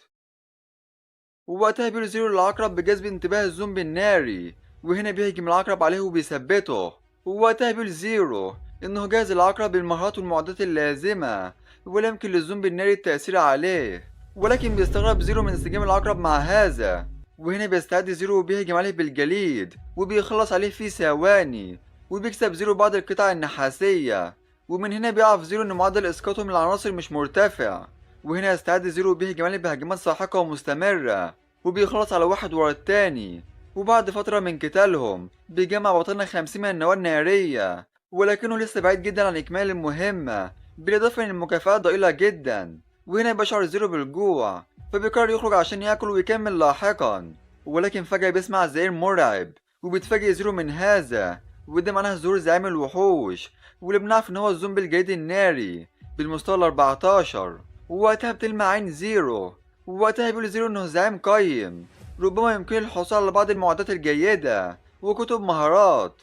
وهنا بيلاحظ الزعيم زيرو وبيظهر في وشه بكل غضب، وهنا بيضرب الزعيم الأرض وبيهجم على بطننا بالجليد وبيشل حركته، وبعدها بيهجم عليه بالإبر الجليدية، وده بيخسر زيرو الكثير من صحته. ولكن زيرو بيهجم عليه بالجليد، ولكن ده لم يأثر عليه كثيرا، وده لأنهم منع من النار والجليد ب50%، وده بيخلي زيرو في موقف صعب والعدو قوي جدا. وبيهجم الزعيم على العقرب الفدي، وبيتفاجئ زيرو من أضرار الزعيم المرتفعة، وهنا يستعد الزعيم وبيهجم على العقرب بهجوم ساحق وبيخلص على العقرب الفدي في ثواني. ووقتها بيقول النظام لزيرو تم القضاء على العقرب وهيتم إحياء العقرب في 3 ساعات، ولكن هيقل مستواه بمستوى واحد ونقص الولاء ب10. ولكن بعدها بيفعل زيرو تأثير مستحضر الأرواح، وده بيخليه يتم إحيائه في ساعة واحدة فقط وبدون أي عقوبات. ووقتها الزعيم على وشك الهجوم على زيرو وبطلنا في وضع صعب، ولكن فجأة بيظهر طاقة أرجوانية بتهجم على الزعيم بقوة ساحقة وبتنقص من صحته 140 تقريبا، وده لحد ما عالي. واللي بنعرف إنها الساحرة سو، وهنا بتقوله إنها تتحكم في الوضع وإنت قم بالهجوم. وهنا بيتحمس زيرو وبيقوله بكل حماس: حتى لو كان التأثير أقل ب50% سأستنفذ قوتك. وبيهجم عليه بضربات مستمرة وساحقة، وده بيخلي الزعيم غاضب جدا وبيهجم عليهم بهجوم ناري، ولكن سو بتمنعه من ذلك، واللي بيخلي زيرو متفاجئ من قوة الساحرة سو. وبعدها بتفعل الساحرة سو الضوء الساطع وبتصد الزعيم، ووقتها بتفاجئ زيرو من قوتها، وبيقول مع نفسه مع انها فعلت 3 مهارات ولكنها لسه مستمرة في الهجوم. معقول هو ده فئة السحر المحظور؟ وهنا زيرو بيهجم على الزعيم بضربة نارية وجليدية في نفس الوقت، وده بيخلي الزعيم يعاني من هذا الهجوم الساحق، ولكن بتكمل عليه فانج بضرباتها الساحقة. واخيرا تم القضاء على الزعيم، واللي بيخليهم يكسبوا الكثير من المعدات. ووقتها بيقول لها زيرو: والله يا سو المرة دي الفضل كله ليكي، وعشان كده هيتم تقسيم المكافآت بالتساوي. ولكن بتقول له سو لا داعي لذلك، وكنت هنا لأداء مهمة أيضا، ولما أتوقع أن يتم اختياري بهذه السرعة، وأنت ساعدتني لاجتياز العالم الأول ولم أتمكن من شكرك. بيقول لها زيرو: بس أختك دفعت بالفعل. بتقول له سو: أختي شيء وأنا شيء تاني، وانا اسمي سو جينيان.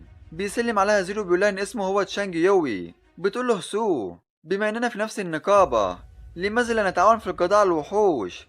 فبيسألها زيرو عن تأثيرات مهنتها. بتقول له سو بكل حماس ان جميع مهارات تحكمها يمكن رفعها ل 30% مع اضافة ثانية للتأثير الحاضر وتقليل وقت التهدئة ل 30%. بيتفاجئ زيرو من فئتها، وبيقول لعجب في ذلك، ومع هذه السيطرة الرهيبة يمكن تحسين كفاءة قتال الوحوش بصورة هائلة معاها. وبعدها بيغادر بطلنا، فبتسأله سو هو رايح فين. بيقول لها زيرو ان هو هيرجع لمدينة نوتنج لبعض الوقت، وهرجع بعد 10 دقايق للتعاون في القضاء على الوحوش. بتفرح بنتنا سو من هذا، وبتقول مع نفسها بكل إحراج إنها وعدت نفسها إن الشخص اللي هيساعدها في القضاء على جسم اللعنة فهتتجوزه. ولكن بعدها بتقول مع نفسها: سو انت بتفكري في ايه؟ ونرجع لزيرو، ووقتها بيقول ان هو حصل على 3 قطع من المعدات وكتاب مهارة. فبيقرر زيرو ان هو يبيع المعدات اللي بنجمة واحدة ويستعمل الباقي لتقوية قدراته الحالية. وهنا بيرتدي حذاء الجاري واللي بيرفع رشاقته ب10 نقاط. وبعدها بيقول: ودلوقتي احتاج لمهارات هجومية اقوى. وهنا بيركب مهارة الكرة النارية اللي على مستوى ليتحول للصاروخ الناري الفائق، واللي يمكنهم من الهجوم ب3 قذائف في نفس الوقت مع فترة تبريد 5 ثواني. وهنا بيقول عمنا زيرو بعد رفع سرعة المهارة لا يمكن لأي وحش لمسي. وهنا بيظهر لزيرو دعوة من سو للانضمام ليها في المعركة، وبالفعل بيوافق زيرو على طلبها. وبعدها بننتهي للمعركة، ووقتها بيهجم زيرو على الزومبي بالصاروخ الناري وبيخلص عليه في ثواني. والساحرة سو متفاجئة ان هو خلص على الزومبي الناري بضربة واحدة فقط. ولكن بيقول لها زيرو: وانت جيدة ايضا، وردود افعالك ومهارة تحكمك ممتازة. بتقول له سو ان ده من فعل اختها، وده بيخلي بطنها الكحيان منزعج من هذا. ووقتها بيقول مع نفسه ان المال بيفعل الكثير والكثير يا صديقي. ووقتها بتسأله سو لو كان اخفى تأثير عرض معداته او لديه معدات سرية، وده لان عنده قوة هجومية عالية جدا. ولكن بيقول لها زيرو ان فئته من المستوى الاسطوري، ولكنها بتقول له مستحيل. ودايما لما بيستيقظ المحاربين الاسطوريين بتظهر ظاهرة فريدة، ومفيش اي ظاهرة ظهرت هذا العام.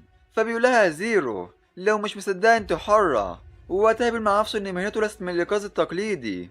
ووقتها بطلنا كمل مهمة جمع نواة الجليد والنار، وفضل القضاء على الزومبي السامي فقط لإكمال المهمة. فبيقرروا الذهاب لعيش الزومبي، ولكن فجأة بيظهر تحذير من النقابة وبيقول لهم تشين جون بالاجتماع فورا في مدينة الزومبي، وكل اللي هيغيب هيتم طرده من النقابة.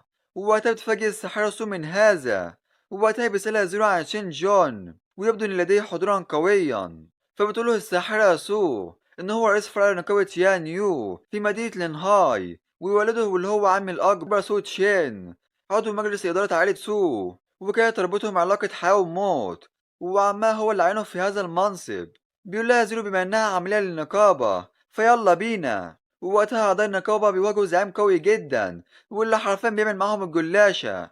ووقتها بنلاقي نقابة تانية بتهجم على نقابة يان يو عشان ياخدوا هما الزعيم، واللي بنعرف ان النقابة التانية بتاعت الأخ ياو. ووقتها بيحاول تشين يقنع ياو بالتراجع، وهم اللي اكتشفوا الزعيم أولا.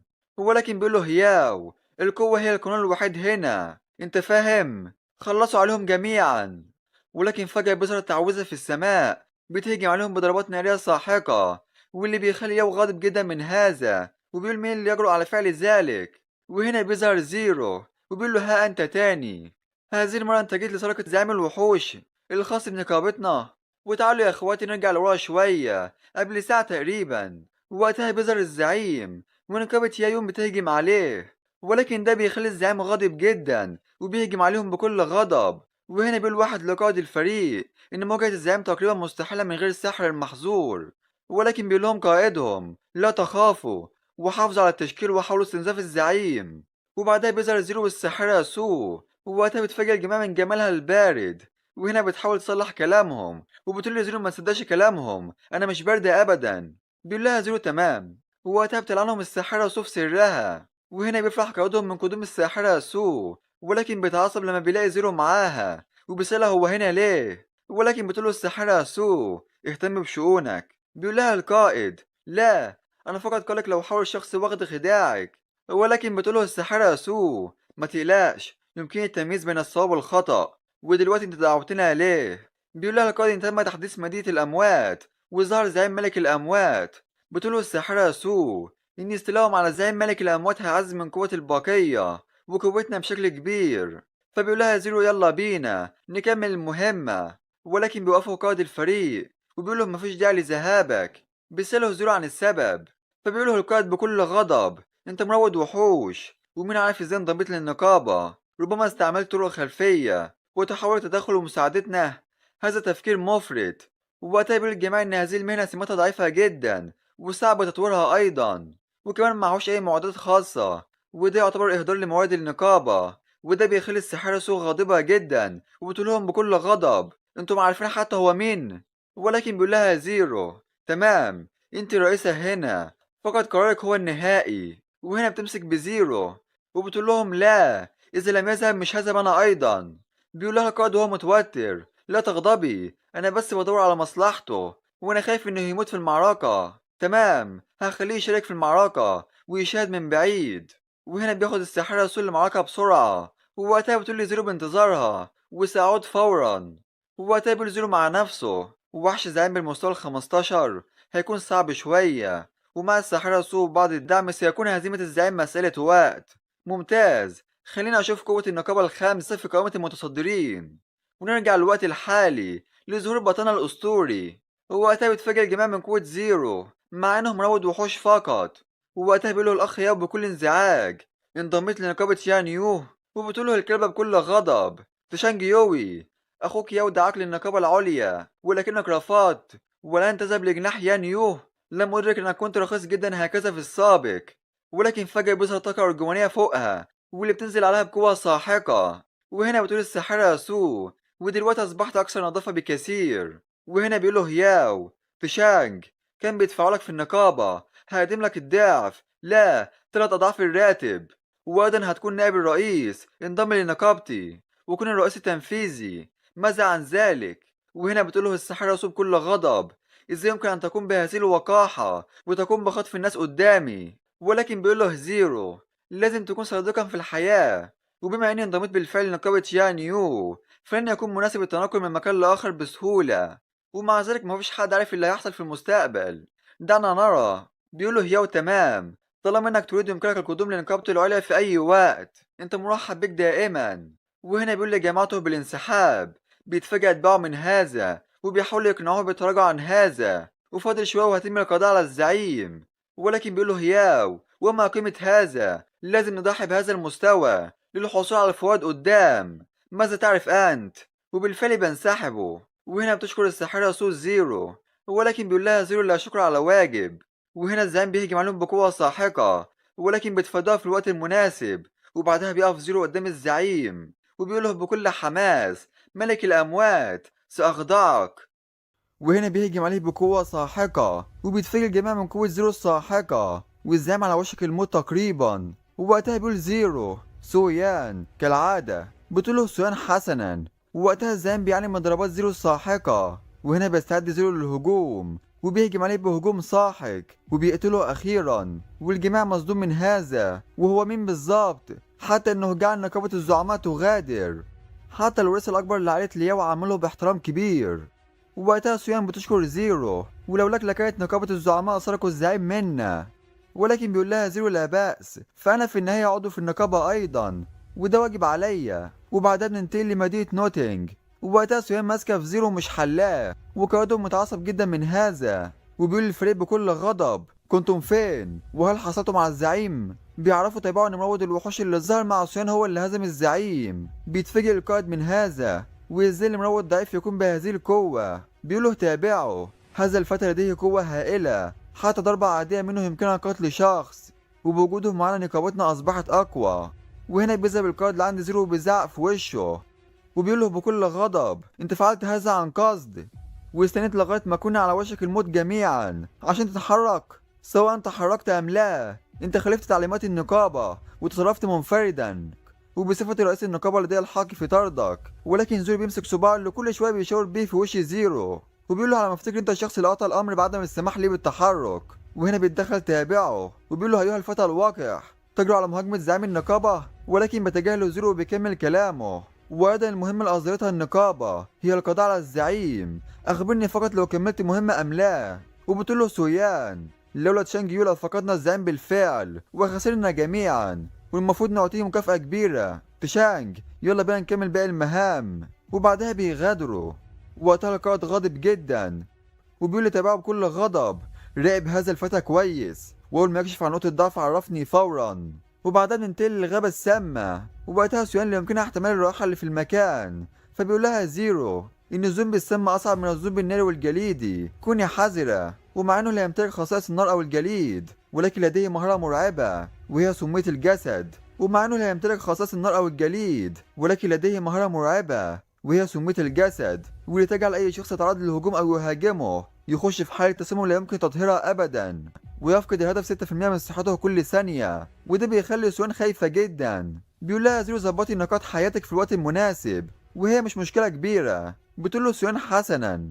وبعدها بتديله مكافأة هزيمة الزعيم، وبعدها بتهجم على الزومبي السام وبتقول لزيرو بالقضاء عليه بسرعة. وبالفعل بيهجم على الزومبي السام بقوة ساحقة وبيقتله في ضربة واحدة فقط، وده بيخلي سوان تنجذب ليه أكتر وبيستمر في التقدم في الغابة. ووقتها بيشعر زيرو إن في حد بيراقبه. وبعدها بنلاقي تابع القائد بيكلم القائد جون وبيعرفوا إن زيرو مع سوان في مهمة جمع نوايا الزومبي. وأحد الرجالة قال إن هما بيدردشوا وبيضحكوا ويبدو إن علاقتهم جيدة جدا. بينفجر القائد جون من الغضب بعد سماع هذا وبيقول بكل غضب إن هي حتى لم تعبر ولا مرة من 3 سنين من أول ما تم استيقاظها كساحرة كارثية. بيقول له تابعه: في رأيي لازم نفكر في طريقة لطرده ويبعده عن سويان.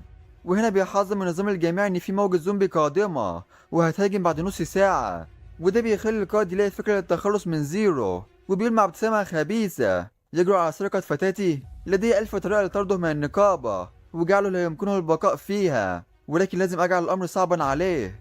ولكن بيحذروا تابعوا إن في العالم الآخر يمكن إحيائه بالإضافة لنقاط الإحياء كلها في المناطق الآمنة، وقتله مش هيكون سهل هكذا. ولكن بيقوله القائد: ولكن لما تصل موجة الزومبي هيتم إلغاء الحماية على اللاعبين في المنطقة الآمنة، وكل ما يحتاج هي موجة واحدة فقط من الزومبي للقضاء عليه بسهولة ونرجع لزيرو. ووقتها بيقتل الكثير من الوحوش السامة وبيكسب الكثير من العملات الذهبية. ووقتها بتقوله سيان وهي سعيدة جدا: ما فاضلش إلا شوية مهام لإكمال المهمة وفاضل نص ساعة لبداية الموجة. وفجأة بيهجم زومبي سام على زيرو وبيعض كتفه، ولكن بيخلص عليه في ثواني ولكنه بيتعرض لإصابة خطيرة في كتفه. وبتقوله سويان: انت بخير؟ بيقول لها زيرو: انا كويس، ولكن لازم نرجع للمدينة. ووقتها بيراقبوا شخص من بعيد وبعدها بيرجعوا للمدينة وبيسلموا المهمة وبيكسبوا الكثير من نقاط الخبرة وبيرتقي زيرو للمستوى 17. وبعدها بتقوله سويان ان مستوى ارتقى للمستوى 16 وحصلت على معدات المستوى ال 15. وانت على ماذا حصلت؟ بيقول لها زيرو ان هو ارتقى للمستوى ال 17 ولما كنتش موجود وحوش كان زمان في المستوى ال 20 على الاقل، وده لانه بيقسم نقاط الخبره مع العقرب الفدي. بتقول له سويان ان موجة الزومبي على وشك البدء ولازم تجهز معداتك. بيقول لها زيرو: تمام، كويس انك فكرتيني. وبيخرج المعدات اللي كسبها وهي دراع الزومبي المضاد للانفجارات وحزام مضاد للصدمات. وبيقول زيرو مع هذه المعدات أصبح العقرب الفدي لا يقهر. وبعدها بتقول له سيام بكل حماس: أنا مستعد لهزيمتهم جميعا. ولكن بيوصلها رسالة من سو تشين إنها لازم ترجع للشركة وفي أمر عاجل والجماعة مستنيكي هناك.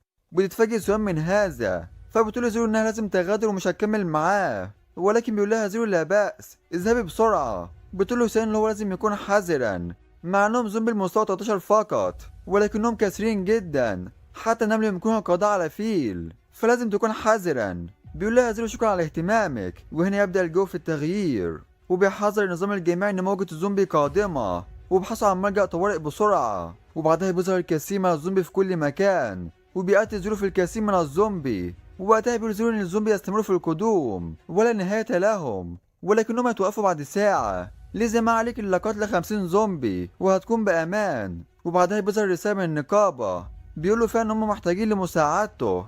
وهنا يبتسم زيرو وبيقول لهم استنوا هكون هناك حالا. وبعدها بيذهب لهناك ووقتها بيشاهدوا القائد وتابعه من الشباك وبيقولوا عليه إن هو غبي حقا لقدومه لهنا. وبيسأل القائد تابعه لو كان متأكد إن دفاعه ضعيف. بيقول له تابعه أيوة أنا شفت هذا بعيني مع إن ضرباته قوية جدا ولكنه أصيب بإصابة خطيرة من الزومبي السام وأكيد حط كل نقاطه في القوة وترك دفاعه ضعيف جدا.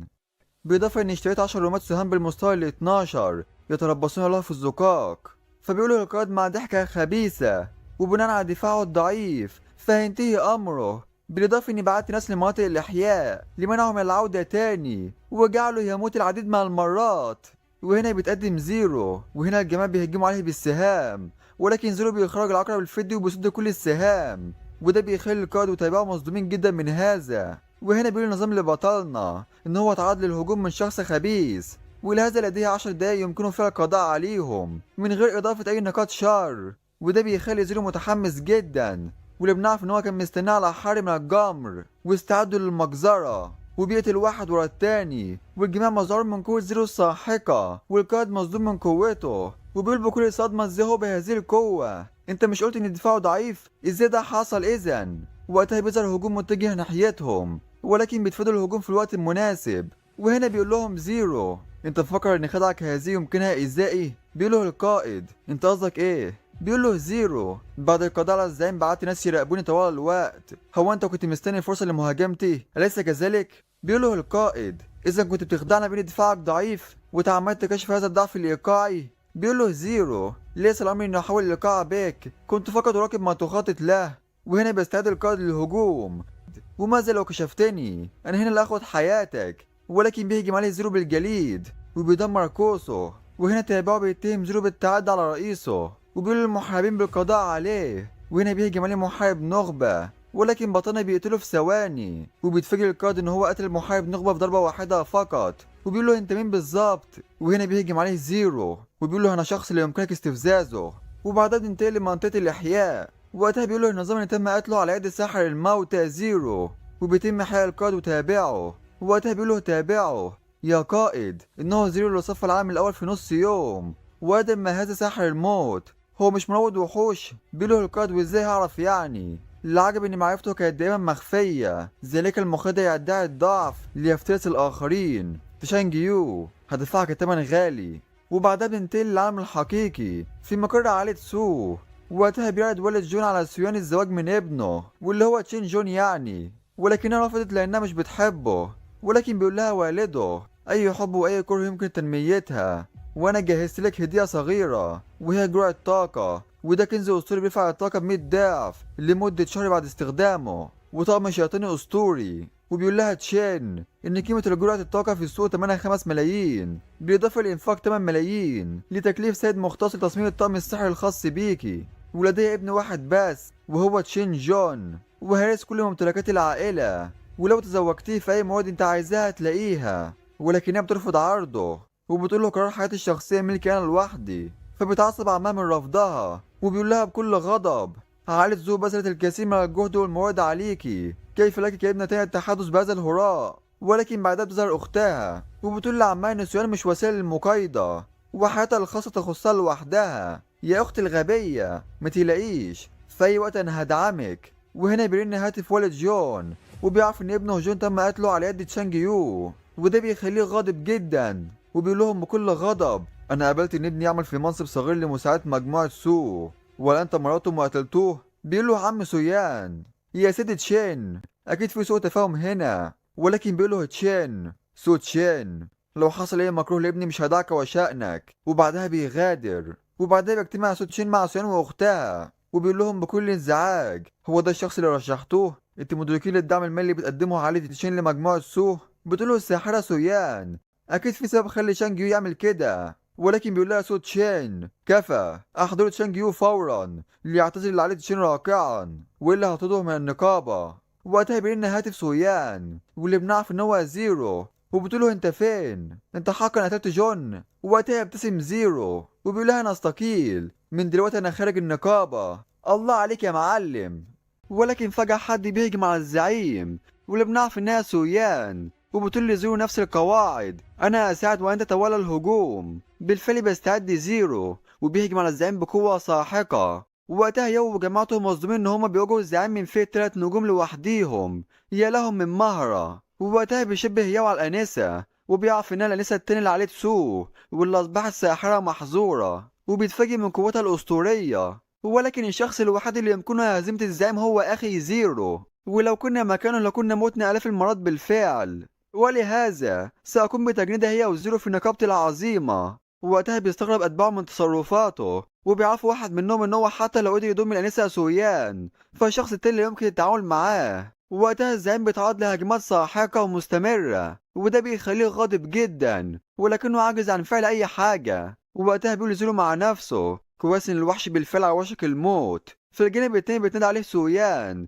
وبتقوله بسرعة اقتله، ولكن بيقول لها زيرو: أنا هو مستكشف الخفايا المخفية. بتتفاجئ سويان من كلامه، ولكن بعدها بتفهم قصده، وبتهجم هي على الزعيم بلهب الوميض. وتم هزيمة الزعيم أخيرا، وبيرتقي الجميع في المستوى. وبعدها بيهني نظام سويان لتصفية عش الظلام لأول مرة، وبتكسب كتاب الخفايا بالمستوى ال15. وده بيخلي يو وجماعته سعيدين جدا عشان نجوا، وبيذهب يقول له عندي زيرو عشان يحضنه، ولكن زيرو بينزعج من أفعاله، وبالأخص إن هو السبب في هرب تشين جون، ولا كان مات من زمان. وده هيسبب لزيرو متاعب قدام. بيتوتر ياو بيسأله هيعملوا ايه في هذا. طب ماذا لو اعطاك ب1,000,000 دولار؟ بيقول له زيرو: انت ما عندكش حاجة للفلوس؟ بيقول له ياو بكل عزيمة: اكيد لا، حلمي هو جمع المحاربين الاقوياء وانشاء اقوى نقابة في العالم، لذا انضم لنقابتي. وعائلة ليو لديها اكبر صيدلية في المدينة، ولو انضميت خد اللي انت عايزه منها. ولكن بيقول له زيرو: يا عم سيبني في حالي. بيقول له ياو مع نظرة جدية: أخي فقط اسمعني، عائلتي لديها علاقات تعاون مع أفضل صناعي السلاح، عائلة شياو وعائلة المسحورين، وهي عائلة شونغ. بيتفاجئ زيرو: صناعي السلاح عائلة شياو؟ بيقوله ياو أيوة، والدي ورئيس عائلة شياو صديقان قديمان، لذا طالما عندنا المواد الكافية يمكن ساعة أي معدات بكلمة واحدة منه. بيفكر زيرو: وصناعي السلاح معدتهم في مستوى عالي. وبعدها بيكلمه هياو وبيقوله لو ما كنتش عايز تنضم للنقابة العظيمة فايه رأيك لو نكون أصدقاء، ولو كنت بحاجة لأي معدات يمكن مساعدتك في المستقبل. بيقوله زيرو تمام، وده بيخلي ياو فرحان جدا. وبعدها بيذهب سويان وزيرو وبيرجعوا للمدينة، ووقتها بيتفاجئ جميع اللاعبين من قوة سويان بعد ما شافوا الإشعار من النظام. فبيعرفوا من شينجون إن سويان هي واحدة من أفراد نقابته وبيفتخر بقوتها. وبعدها بيكلموا نائب القائد وبيعرفوا إن أكيد زيرو لسه عايش طالما سويان هي اللي قتلت الزعيم. بينزعج تشين من هذا وبيفكر في طريقة للتخلص منه، ولكن بيقوله نائب القائد ولكنه قوي جدا، بإضافة إن النقابة العظمى تدعمه. بيقوله تشين جون: عارف إننا مش هنقدر نقتله، ولكن ده مش معناه إن الآخرين لا يمكنهم ذلك. بيستغرب نائب القائد وبيقوله أنت قصدك إيه؟ بيقوله تشين: أفتكر إن في الكثير من المحترفين القدامى لسه عالقين في العالم الثالث، ومستواهم على الأقل أكثر من 30، وسمة عائلة تشين لا يمكن تجاهلها. زيرو: استنى بس، هذه المرة هاكل تراب وانا مش شقلوب لو تمكنت من النجاة في العالم الثالث. في الجانب التاني بسأل سويان زيرو لو كان بيعتبرها عدوته عشان تشين عامله بهذه الطريقة، ولكن بيقول لها زيرو ان كل شخص يتحمل مسؤولية افعاله، وعدوه الوحيد هو تشين جون، واكيد لو اصر جناح المطر الضبابي على مساعدة الاشرار فما عندوش مانع اضيفهم في قائمة الاعداء. ولكن بتقوله سويان لا، اقسم اني مش هساعد الاشرار ابدا، بالاضافه اني بكره تشين جون ايضا. بالمناسبه قبل شويه تركتني اوجه الضربه الاخيره، لذا الغنائم دي هي نصيبك. بيفكر زيرو في المكافآت اللي قدامه وبيقول انها هترفع من قوته وصحته بعد تحسينهم. وبعدها بيحذر نظام اللاعبين ان موجة زومبي هتهاجم المدينه بعد نص ساعه ومستواهم هو ال15، وده بيخلي زيرو متحمس. وبعدها بتقوله سويان ان هم يرجعوا يستعدوا، وبيوافق زيرو على ذلك. وفجأة بيجري حد بسرعة عند زيرو واللي هي صديقي لين اللي بعت تشانج يوي عشان الفلوس. دلوقتي صديقي بتترجع عشان يسامحها، بيقول لها تشانج يوي قصدك ايه؟ فبتعرفوا ان يوم مش عايزها الان. بتقول لها سويان وهي متعصبة: وحتى لو ما كانش عايزك ولهذا جيت لعند تشانج يوي، انت فاكر نفسك مين؟ ووقتها بتقول له لين: اعترف اني فكرت انك فقير، ولكن اي بنت عايزه تعيش حياه جيده، وانت الان قوي جدا ومستقبلك مشرق، وبعد ما تسامحنا مش هنختلف تاني. ولكن يو بيضحك على كلامها، وفجأة بيسمعوا صوت زومبي قادمة لعندهم، وبيعرفوا إن موجة الزومبي قادمة الآن. ووقتها بيكلمها زيرو بيقول لها أنت قلتها بنفسك مستقبلي مشرق، فلماذا أحتاج لشخص زيك؟ اذهبي من هنا. ولين متفاجئ من تغير تشانج كثيرا. ووقتها بالليل كثير من الزومبي بيهجموا عليهم بكل شراسة، فبتفعل سيان مهارتها للسيطرة عليهم، وبعدها بتنادي على زيرو عشان يساعدها. فبيخرج زيرو العقرب الفدي وبيهجم عليهم بقوة ساحقة، وبيقتل فيهم بكل سهولة. وهنا بيستعد زيرو للهجوم أيضا، وبيهجم عليهم بقوة ساحقة بتدمرهم حرفيا. ووقتها بيهجم الزومبي على لين، فبتنادي على زيرو عشان يساعدها بسرعة. بالفعل بتذهب سويان عشان تساعدها، ولكن بيوقفها زيرو وبيعرفها ان لا يمكن انقاذها، وكده هتدمر نفسها كمان.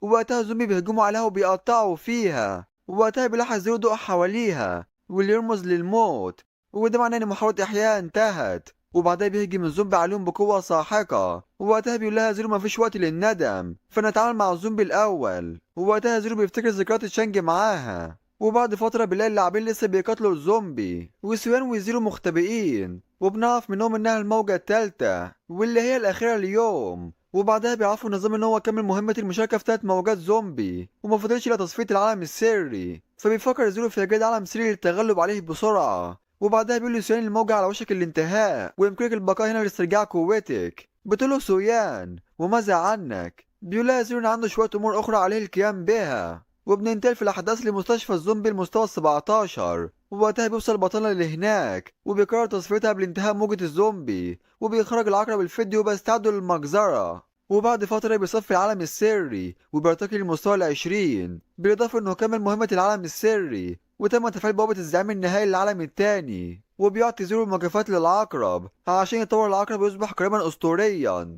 وبعدها بيشوف المهارات اللي معاه وبيطور الصاعقة الفائقة للمستوى A وعصا قاتل الشياطين للمستوى 20 الفئة الذهبية. ووقتها بيوصله رسالة من سوان وياو وبيعرفوا فيها إن موجة الزومبي انتهت وهدفهم هو هزيمة الزعيم النهائي والانتقال للعالم الثالث. بيفكر زيرو ومعاهم هترتفع فرص هزيمة الزعيم، فبيعرفوا إن هو هيقابلهم بعد ربع ساعة قدام باب الزعيم.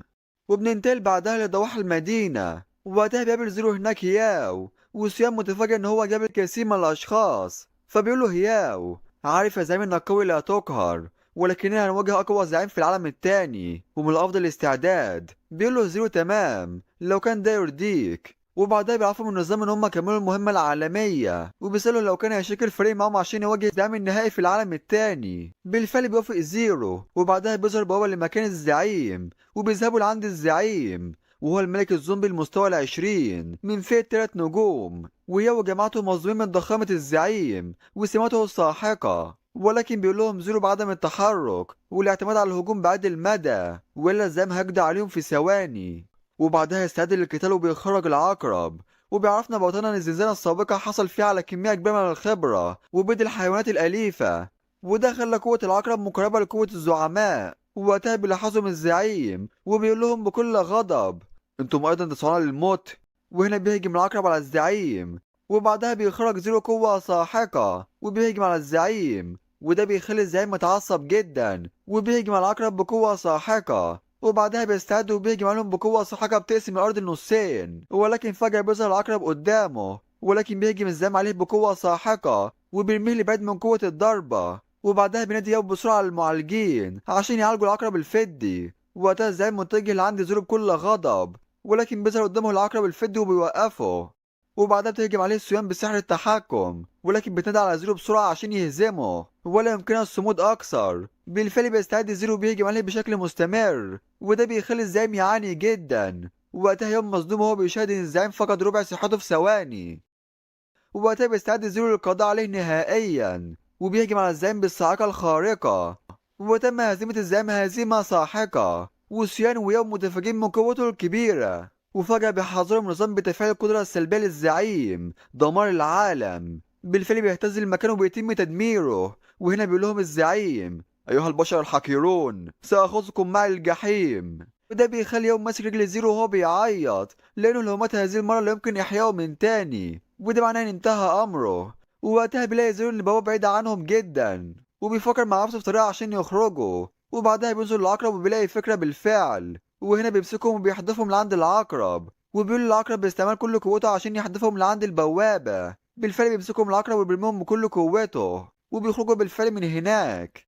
وبعدها بيشعروا بالقلق وده لأن زيرو لسه هناك. ووقتها زيرو بيخلي العقرب يرميه هو كمان وساعتها يرجعه بعد إلقائه. بالفعل بينفذوا الخطة وبرجع العقرب بعدها وزيرو على وشك الخروج من العالم. ولكن فجأة بيظهر قدامه هجوم بركاني وعلى وشك السقوط في الحمم البركانية. ولكن بيهجم على الحمم عشان يستعملها لدفعه للبوابة. ووقتها يوب بيعيط وسويان قلقان على بطلنا. ولكن بيظهر زيرو بعدها بسرعة كبيرة وده بيخلوهم سعيدين ان هو لسه عايش. وبعدها بيهنوا منظمة على تصفية العالم التاني وده بيخلي يو سعيد جدا وبيشكر زيرو وبيقرر يعطيه $1,000,000. ولكن زيرو بيتجاهل كلامه وبيودعهم وبعدها بيغادر. ولكن قبلها بتعرفوا سويان ان تشين ترك النقابة واكيد هيدور على طول عشان ينتقم منك ولهذا كن حذرا. بيقول لها زيرو تمام وبعدها بيغادر. في الجانب التاني بيكلمها ياو وبيعرض عليها الذهاب معا عشان يطوروا من نفسهم. ولكن بترفض الذهاب معاه. بيقول لها ياو تمام في المرة القادمة إذن.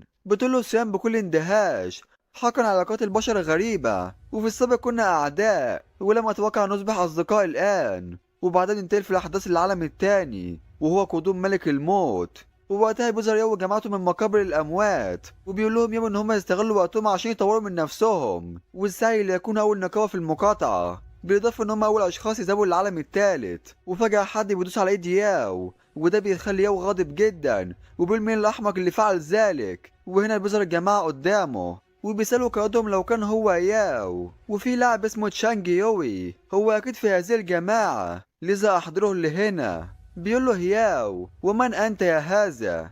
أحضره والمفروض إني أسمع كلامك؟ أنت مفكرني بلا كرامة؟ ووقتها بيكلموا واحد من أتباعه يا زعيم شكلهم مش ناويين على خير وأظن إنهم اللاعبين القدامى اللي فضلوا في العالم التالت. طب ما نخلي تشانج يوي يقتل هنا شوية. ولكن بيقول له ياو وما شأن المحترفين القدامى؟ انت عايزني اخون اخي؟ ده مستحيل. ووقتها قائدهم بيتعصب وبيخرج سيفه وهو بيقول له الا تستمع اذا لا تلومنا على ذلك وبيهجم عليه يا صديقي. وياو متفاجئ من شيء ولكن الهجوم لم يكن فعال وبيعرف زمان ان هم محميين بالحماية الأساسية ومش فاهم ازاي اللي صعد لما وصل للمستوى ال20 تصفية العالم التاني. ووقتها ياو كان بيطمن على نفسه وبيقول كويس ان الحماية الأساسية لها حد 10 مستويات وإلا لو كنت ميت ساعتها. فبيقول له تابعه يا زعيم استغل هذه الفرصة ونهرب بسرعة. ولكن بيقول لهم قائد العصابة انت عايز تهرب؟ الأمر مش بهذه السهولة. وبيهجم أتباعه على أتباع ياو واللي بيكونوا في المستوى ال25. وبعدها بيقول لهم قائدهم مش لأن لا يمكن القضاء عليك الآخرين يمكنهم ذلك أيضا. وياو خايف جدا وبيقول له القائد عندك آخر فرصة لذا اتصل بتشانج يو ولو ما جاش فاستعد للموت. وقتها تشانج بيكلم المشفى عشان اخوه اللي هناك. وبعدها بيشوف الرسالة من ياو واللي بيكون ارسل تعويض عشان بوظ خطته في السابق. وتشانج متفاجئ من ثراء ياو ومليون يوان هيغطوا كل تكاليف الطبية الخاصة باخوه لذا مفيش داعي للقلق. وبعدها بيرن حد على تشانج وبيعرفوا ان رئيسهم ياو هيموت لو ما جاش. ووقتها العصابة كانت واخدة ياو وتابعه كرهينة. وبعدها بيعرفوا واحد منهم الزعيم ان في حد قادم واللي بيكون هو زيرو وبيقول لهم هو متعصب بتركهم. ولكن بيقول له القائد مع ابتسامة هو انت تشانج في شخص اجرنا للقضاء عليك. فبيقول لهم ياو انتم مين وانا هدي كل واحد فيكم 1,000,000 بس دعوني اذهب. وده بيفجر رقم 2 وبيكلم الزعيم بس بيقول له بكل غضب انتوا كل همكم المال ومش مهتمين بحياتكم. المرة دي العميل خلفيته قوية ومش هنقدر نخالفه. وبعدها بيسخر من قوة زيرو وبيرسل رقم 2 عشان يقتله وبيهجم عليه بكل جنون. ولكنه بيختفي من قدامه وبيظهر خلفه وبيهجم عليه وبيجمده. وده بيعصب رقم 3 من اللي فعله تشانج في رقم 2. فبيستعد تشانج للهجوم وبيهجم بكرة نارية ضخمة حرفيا بتدمره وبيحصل رقم 2. وقائدهم متفاجئ ان هو قتلهم بضربة واحدة فقط. فبيستعد وبيظهر خلفه بسرعة خاطفة وبيجرح تشانج بإصابة خطيرة ولكنه بيتراجع بسرعة في الوقت المناسب. وبعدها بيكلمه القاتل يمكنك الصمود بعد هذا؟ ولكن ده كل شيء. وبيهجم عليه تاني بسرعة كبيرة فبيخرج العقرب الفدي وبيحاول يتصدى للهجوم ولكنه بيفشل وبيهجم على زيرو مباشرة وبيقول له اذهب للجحيم. وتشانج مصدوم جدا ومش قادر يصدها ولا حتى هيقدر يتجنبها. ولكن فجأة بتظهر قوة أرجوانية بتأيد القاتل واللي بنعرف انها سويان. وبعدها بيستعد تشانج وبيهجم بهجوم ناري ساحق بتدمره حرفيا، او بمعنى اصح بتشويه شويه حتى الموت. وبعدها بيشكرها تشانج على المساعده، ولكن بتقول له بكل حماس لا مفيش داعي، يمكن يعتبر هذا النصيب اللي جمعنا. وبعدها بتفكر مع نفسها كويس اني كنت براقب حالة اتصال تشانج، والا فازاي كنت هستغل الفرصة. وهنا بيعتذر ياو عشان ورطه، ولكن بيقوله تشانج لا بأس، هم هنا عشان في الأساس. بتقوله سويان أكيد هو جون، ومؤخرا كان بيتصرف بغموض، وكنت حاسة إن هو ناوي على شيء. والآن هتعمل إيه؟ أنت عارف هويتهم؟ فبيرد عليهم ياو وبيعرفهم إن هما مرتزقة، وهي نقابة صغيرة مكونة من قتلة واتعملت من 10 سنين. فبتقوله سويان إنها سمعت إن هما قتلوا أكثر من 50 شخص، ولكن مع ذلك مستواهم ما يتعداش ال30. بيقول لها ياو بس لغايه دلوقتي لسه في المستوى ال30، طب ازاي ده ممكن؟ فبيعرفوا من تشانج ان المستوى ال30 يتطلب التحول التاني، ولازم يغيروا وظائفهم عشان يرفعوا مستواهم، واكيد هما استغلوا هذا كثغرة للسرقة والنهب. بس بيقولوا هياو ان هما اكيد بيعملوا ده عشان المال، ولكن لما عرضت عليهم مبلغ كبير رفضوا تركي. فبيقولوا تشانج الامر ما كانش متعلق بالمال، وفي احتمال ان هم بيتعرضوا للضغط والابتزاز، وهذه المره فشلوا ولكنهم هيرجعوا تاني بقوه. بيتوتر ياو وبيقول له هنعمل ايه كده، والفرق في المستوى كبير جدا. فبيقول له تشانج انت عرفتني في السابق انك تعرف عائله شياو اللي تعتبر من العائلات العظمى، اذا ساعدني في صنع اداه. بيقول له ياو اي اداه؟ بيقول له عايز اي اداه في المستوى ال20، ولكن بشرط واحد يكون لها تاثير الشيطان. بيقول له ياو تمام بس انت عايزها في ايه؟ فبيقولوا ان امكانيه البقاء في العالم الثالث معتمده على ذلك. وبعدها بننتقل في الاحداث لشركه تشين جون، واللي بيكون متعصب من فشل القتله وبيزعق في زعيم النقابه واسمه بيجي. فبيقولوا بيجي ان هم اكيد استهانوا بيه ووقعوا في فخ الاخرين، بس ما تقلقش انا هتحرك بنفسي. بيقولوا تشين جون ما تخيبش اعملها هذه المره، ولا انت عارف ايه اللي هيحصل؟ بيقولوا بيجي تمام. ووقتها تشانج قاعد في قبره وبيفكر في طريقة، وبقوته الحالية لو قرر يواجههم منفردا فده انتحار. وبعدها بيعرفنا النظام ان اسم العالم التالت هو مجيء الموت، وبعد غزو الموت كايزا اصبحت مجرد مقبرة، والناجين اللي فضلوا عايشين ما كانش قدامهم الا الهرب للمقبرة لحماية نفسهم من هجوم الموت كايزا، ولازم يكون دفاع المقبرة يزيد عن 100، واللي هيكون بلا فايدة لما يهاجم الموت كايزا. والمهمة الأولى هي رفع قيمة الدفاع ل2000، ودفاع تشانج الحالي هو 300، والمهمة التانية هي إكمال مهمة صعوبتها لا تقل عن 300.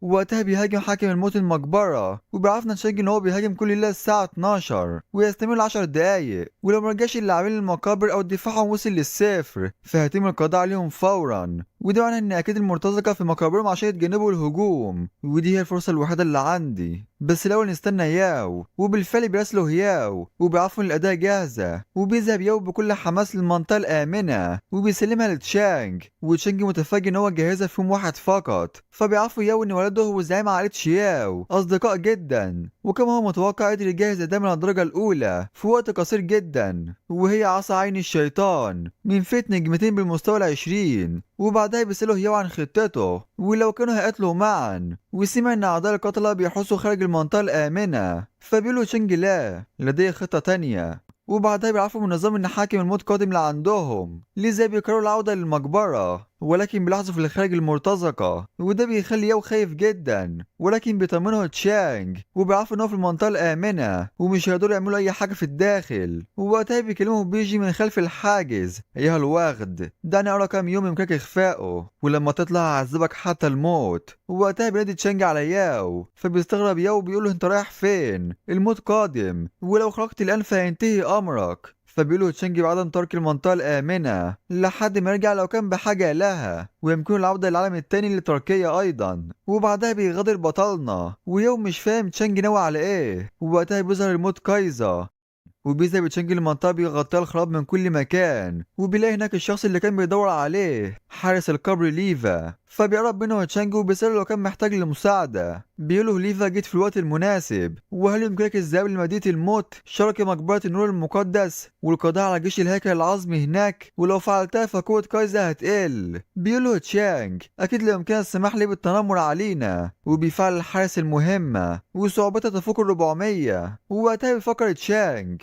ومع انها مهمة عادية ولكن صعوبتها عالية. وفي وقت ظهور كايزا واختفاء مقبرة النور في طريقة واحدة بس عشان اوقف الموت، وهنا كايزا بيهاجم تشانج ولكن بيصدها بعصا عين الشيطان، وبيعرفوا النظام ان هو خسر 90 نقطة من الدفاع وتبقى 120، ونجح في مقاومة الضرر بتأثير عين الشيطان. وبعدها بيفكر تشانج مع نفسه كويس ان خليته يجهزه، وتأثير قلب الشيطان مثالي لمقاومة كايزا. وضرر كايزا هو بغض النظر عن كمية دمك طالما انك في منطقته فهتموت فورا. وتأثير قلب الشيطان هو الحصان قدام مهارته، واللي عرفتها بالصدفة في حياتي السابقة لما استكشف العالم الرابع. وفي العالم التالت هذه المعدات لا تظهر إلا لو خبير صنعها، وبفضل علاقات ياو قدر يصنعها. وبعدها بيكمل طريقه، ووقتها ياو بيشعر بالتوتر من قوة كايزا. وبعدها بيعرفوا يتابعوا انها البداية فقط، واذا لما يرتقوا في المستوى فعندها دفاعهم هيوصل للصفر، وساعتها هينتهي امرهم. وبعدها بيظهر تشين جون وبيكلم ياو بكل سخرية. هو مش ده ياو،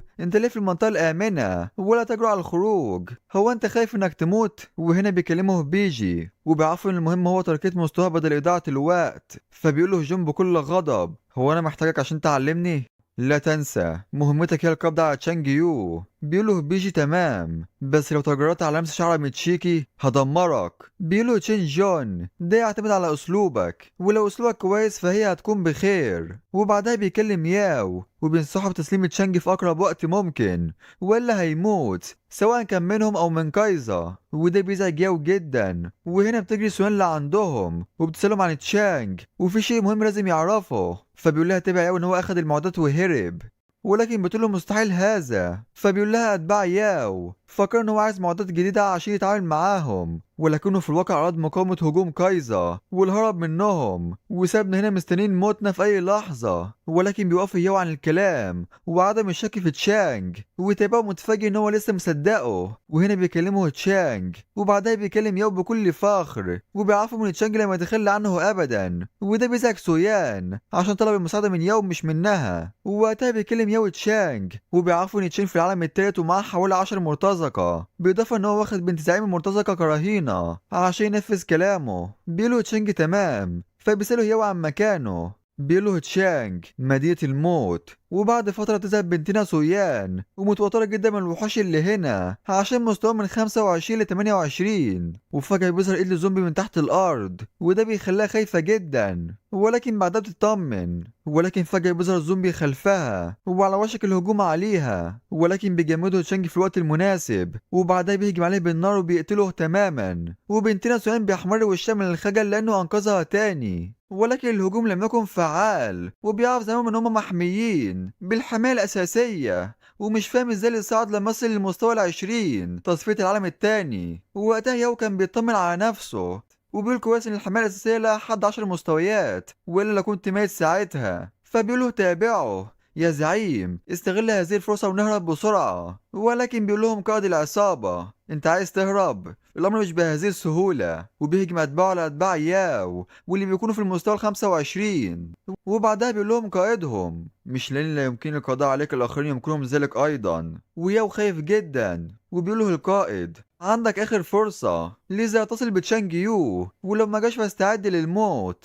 وقتها تشانج بيكلم المشفى عشان اخوه اللي هناك، وبعدها بيشوف الرسالة من ياو واللي بيكون ارسل تعويض عشان بوظ خطته في السابق. وتشانج متفاجئ من ثراء ياو، ومليون يوان هيغطوا كل تكاليف الطبية الخاصة باخوه، لذا مفيش داعي للقلق. وبعدها بيرن حد على تشانج وبيعرفوا ان رئيسهم ياو هيموت لو ما جاش. ووقتها العصابة كانت واخدة ياو وتابعه كرهينة. وبعدها بيعرف واحد منهم الزعيم ان في حد قادم واللي بيكون هو زيرو، وبيقول لهم هو متعصب بتركهم. ولكن بيقوله القائد مع ابتسامة هو انت تشانج، في شخص اجرنا للقضاء عليك. فبيقول لهم ياو انتم مين وانا هدي كل واحد فيكم مليون بس دعوني اذهب. وده بيفاجئ رقم 2 وبيكلم الزعيم، بس بيقول له بكل غضب انتوا كل همكم المال ومش مهتمين بحياتكم. المرة دي العميل خلفيته قوية ومش هنقدر نخالفه. وبعدها بيسخر من قوة زيرو وبيرسل رقم 2 عشان يقتله، وبيهجم عليه بكل جنون، ولكنه بيختفي من قدامه وبيظهر خلفه وبيهجم عليه وبيجمده، وده بيعصب رقم 3 من اللي فعله تشانج في رقم 2. فبيستعد تشانج للهجوم وبيهجم بكرة نارية ضخمة حرفيا بتدمره، وبيحصل رقم 2 وقائدهم متفاجئ ان هو قتلهم بضربة واحدة فقط. فبيستعد وبيظهر خلفه بسرعة خاطفة وبيجرح تشانج بإصابة خطيرة، ولكنه بيتراجع بسرعة في الوقت المناسب، وبعدها بيكلمه القاتل: يمكنك الصمود بعد هذا؟ ولكن ده كل شيء. وبيهجم عليه تاني بسرعة كبيرة، فبيخرج العقرب الفدي وبيحاول يصد الهجوم، ولكنه بيفشل وبيهجم على زيرو مباشرة وبيقول له اذهب للجحيم. وتشانج مصدوم جدا ومش قادر يصدها ولا حتى هيقدر يتجنبها، ولكن فجأة بتظهر قوة أرجوانية بتأيد القاتل واللي بنعرف إنها صويان. وبعدها بيستعد تشانج وبيهجم بهجوم ناري ساحق بتدمره حرفيا، أو بمعنى أصح بتشويه شاوية حتى الموت. وبعدها بيشكرها تشانج على المساعدة، ولكن بتقوله بكل حماس: لا مفيش داعي، يمكن يعتبر هذا النصيب اللي جمعنا. وبعدها بتفكر مع نفسها: كويس إني كنت براقب حالة اتصال تشانج، وإلا فإزاي كنت هستغل الفرصة. وهنا بيعتذر ياو عشان ورطه، ولكن بيقوله تشانج لا بأس، هم هنا عشاني في الأساس. بتقوله صويان: أكيد هو جون، ومؤخرا كان بيتصرف بغموض وكنت حاسس إن هو ناوي على شيء، والآن هتعمل إيه؟ أنت عارف هويتهم؟ فبيرد عليهم ياو وبيعرفهم إن هما مرتزقة، وهي نقابة صغيرة مكونة من قتلة واتعملت من 10 سنين. فبتقوله صويان إنها سمعت إن هما قتلوا أكثر من 50 شخص، ولكن مع ذلك مستواهم ما يتعداش ال30. بيقول لها ياو: بس لغايه دلوقتي لسه في المستوى ال30، طب ازاي ده ممكن؟ فبيعرفوا من تشانج ان المستوى ال30 يتطلب التحول التاني ولازم يغيروا وظائفهم عشان يرفعوا مستواهم، واكيد هم استغلوا هذا كثغرة للسرقه والنهب. بس بيقولوا ياو ان هم اكيد بيعملوا ده عشان المال، ولكن لما عرضت عليهم مبلغ كبير رفضوا تركي. فبيقولوا تشانج الامر ما كانش متعلق بالمال، وفي احتمال ان هم بيتعرضوا للضغط والابتزاز، وهذه المره فشلوا ولكنهم هيرجعوا تاني بقوه. بيتوتر ياو وبيقول له هنعمل ايه كده والفرق في المستوى كبير جدا. فبيقول له تشانج: انت عرفتني في السابق انك تعرف عائله شياو اللي تعتبر من العائلات العظمى، اذا ساعدني في صنع اداه. بيقول له ياو اي اداه؟ بيقول له عايز اي اداه في المستوى ال20 ولكن بشرط واحد: يكون لها تاثير الشيطان. بيقول له ياو تمام، بس انت عايزها في ايه؟ فبيقولوا ان امكانيه البقاء في العالم الثالث معتمده على ذلك. وبعدها بننتقل في الاحداث لشركه تشين جون، واللي بيكون متعصب من فشل القتله وبيزعق في زعيم النقابه واسمه بيجي. فبيقوله بيجي ان هم اكيد استهانوا بيه ووقعوا في فخ الاخرين، بس ما تقلقش انا هتحرك بنفسي. بيقوله تشين جون: ما تخيبش املها هذه المره، ولا انت عارف ايه اللي هيحصل؟ بيقوله بيجي تمام. ووقتها تشانج قاعد في قبره وبيفكر في طريقة، وبقوته الحالية لو قرر يواجههم منفردا فده انتحار. وبعدها بيعرفنا النظام ان اسم العالم التالت هو مجيء الموت، وبعد غزو الموت كايزا اصبحت مجرد مقبرة، والناجين اللي فضلوا عايشين ما كانش قدامهم الا الهرب للمقبرة لحماية نفسهم من هجوم الموت كايزا، ولازم يكون دفاع المقبرة يزيد عن 100 واللي هيكون بلا فايدة لما يهاجم الموت كايزا. والمهمة الأولى هيرفع قيمة الدفاع ل2000، ودفاع تشانج الحالي هو 300، والمهمة التانية هي إكمال مهمة صعوبتها لا تقل عن 300. ووقتها بيهاجم حاكم الموت المقبرة، وبيعرفنا تشانج ان هو بيهاجم كل ليلة الساعة 12 ويستمر 10 دقايق، ولو مرجعش اللاعبين للمقابر او دفاعهم وصل للصفر فهيتم القضاء عليهم فورا. وده معناه ان اكيد المرتزقة في مقابرهم عشان يتجنبوا الهجوم، ودي هي الفرصة الوحيدة اللي عندي. بس الاول نستنى ياو، وبالفعل بيراسلوا ياو وبيعرفوا ان الاداة جاهزة، وبيذهب ياو بكل حماس للمنطقة الآمنة وبيسلمها لتشانج، وتشانج متفاجئ ان هو جهزها في يوم واحد فقط. فبيعرفوا ياو ان والده هو زعيم عائلة شياو أصدقاء جدا، وكما هو متوقع قدر يجهز أداة من الدرجة الأولى في وقت قصير جدا، وهي عصا عين الشيطان من فئة نجمتين بالمستوى ال20. وبعدها بيسأله ياو عن خطته ولو كانوا هيقتلوا معا، وسمع ان اعضاء القتلة بيحوسوا خارج المنطقة الآمنة. فبيقولوا تشانج لا لديه خطة تانية. وبعدها بيعرفوا من النظام ان حاكم الموت قادم لعندهم، لذا بيقرروا العودة للمقبرة، ولكن بيلاحظوا في الخارج المرتزقة، وده بيخلي ياو خايف جدا،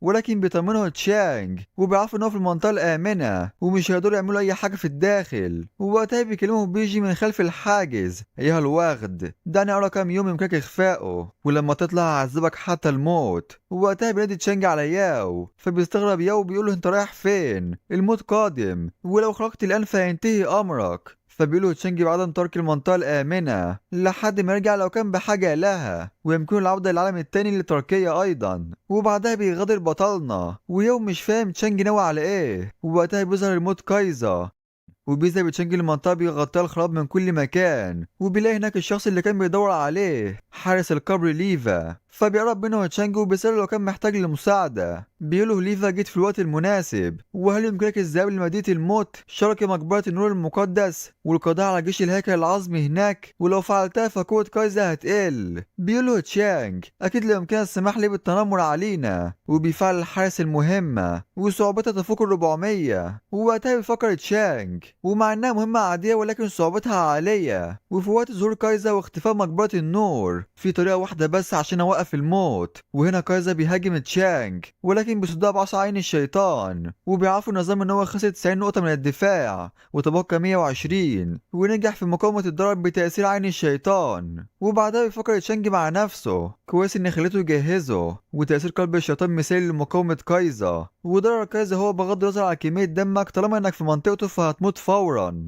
وتأثير قلب الشيطان هو الحصانة قدام مهارته، واللي عرفتها بالصدفة في حياتي السابقة لما استكشف العالم الرابع. وفي العالم التالت هذه المعدات لا تظهر إلا لو خبير صنعها، وبفضل علاقات ياو قدر يصنعها. وبعدها بيكمل طريقه، ووقتها ياو بيشعر بالتوتر من قوة كايزا، وبعدها بيعرفوا يتابعوا انها البداية فقط، واذا لم يرتقوا في المستوى فعندها دفاعهم هيوصل للصفر، وساعتها هينتهي امرهم. وبعدها بيظهر تشين جون وبيكلم ياو بكل سخرية. هو مش ده ياو، انت ليه في المنطقة الآمنة ولا تجرؤ على الخروج؟ هو انت خايف انك تموت؟ وهنا بيكلمه بيجي وبيعرفوا ان المهم هو تركية مستوى بدل إضاعة الوقت. فبيقوله جون بكل غضب هو انا محتاجك عشان تعلمني؟ لا تنسى مهمتك هي القبض على تشانج يو. بيقوله بيجي تمام، بس لو تجرأت على لمس شعر ميتشيكي هدمرك. بيقوله تشين جون ده يعتمد على اسلوبك، ولو اسلوبك كويس فهي هتكون بخير. وبعدها بيكلم ياو وبينصحه بتسليم تشانج في اقرب وقت ممكن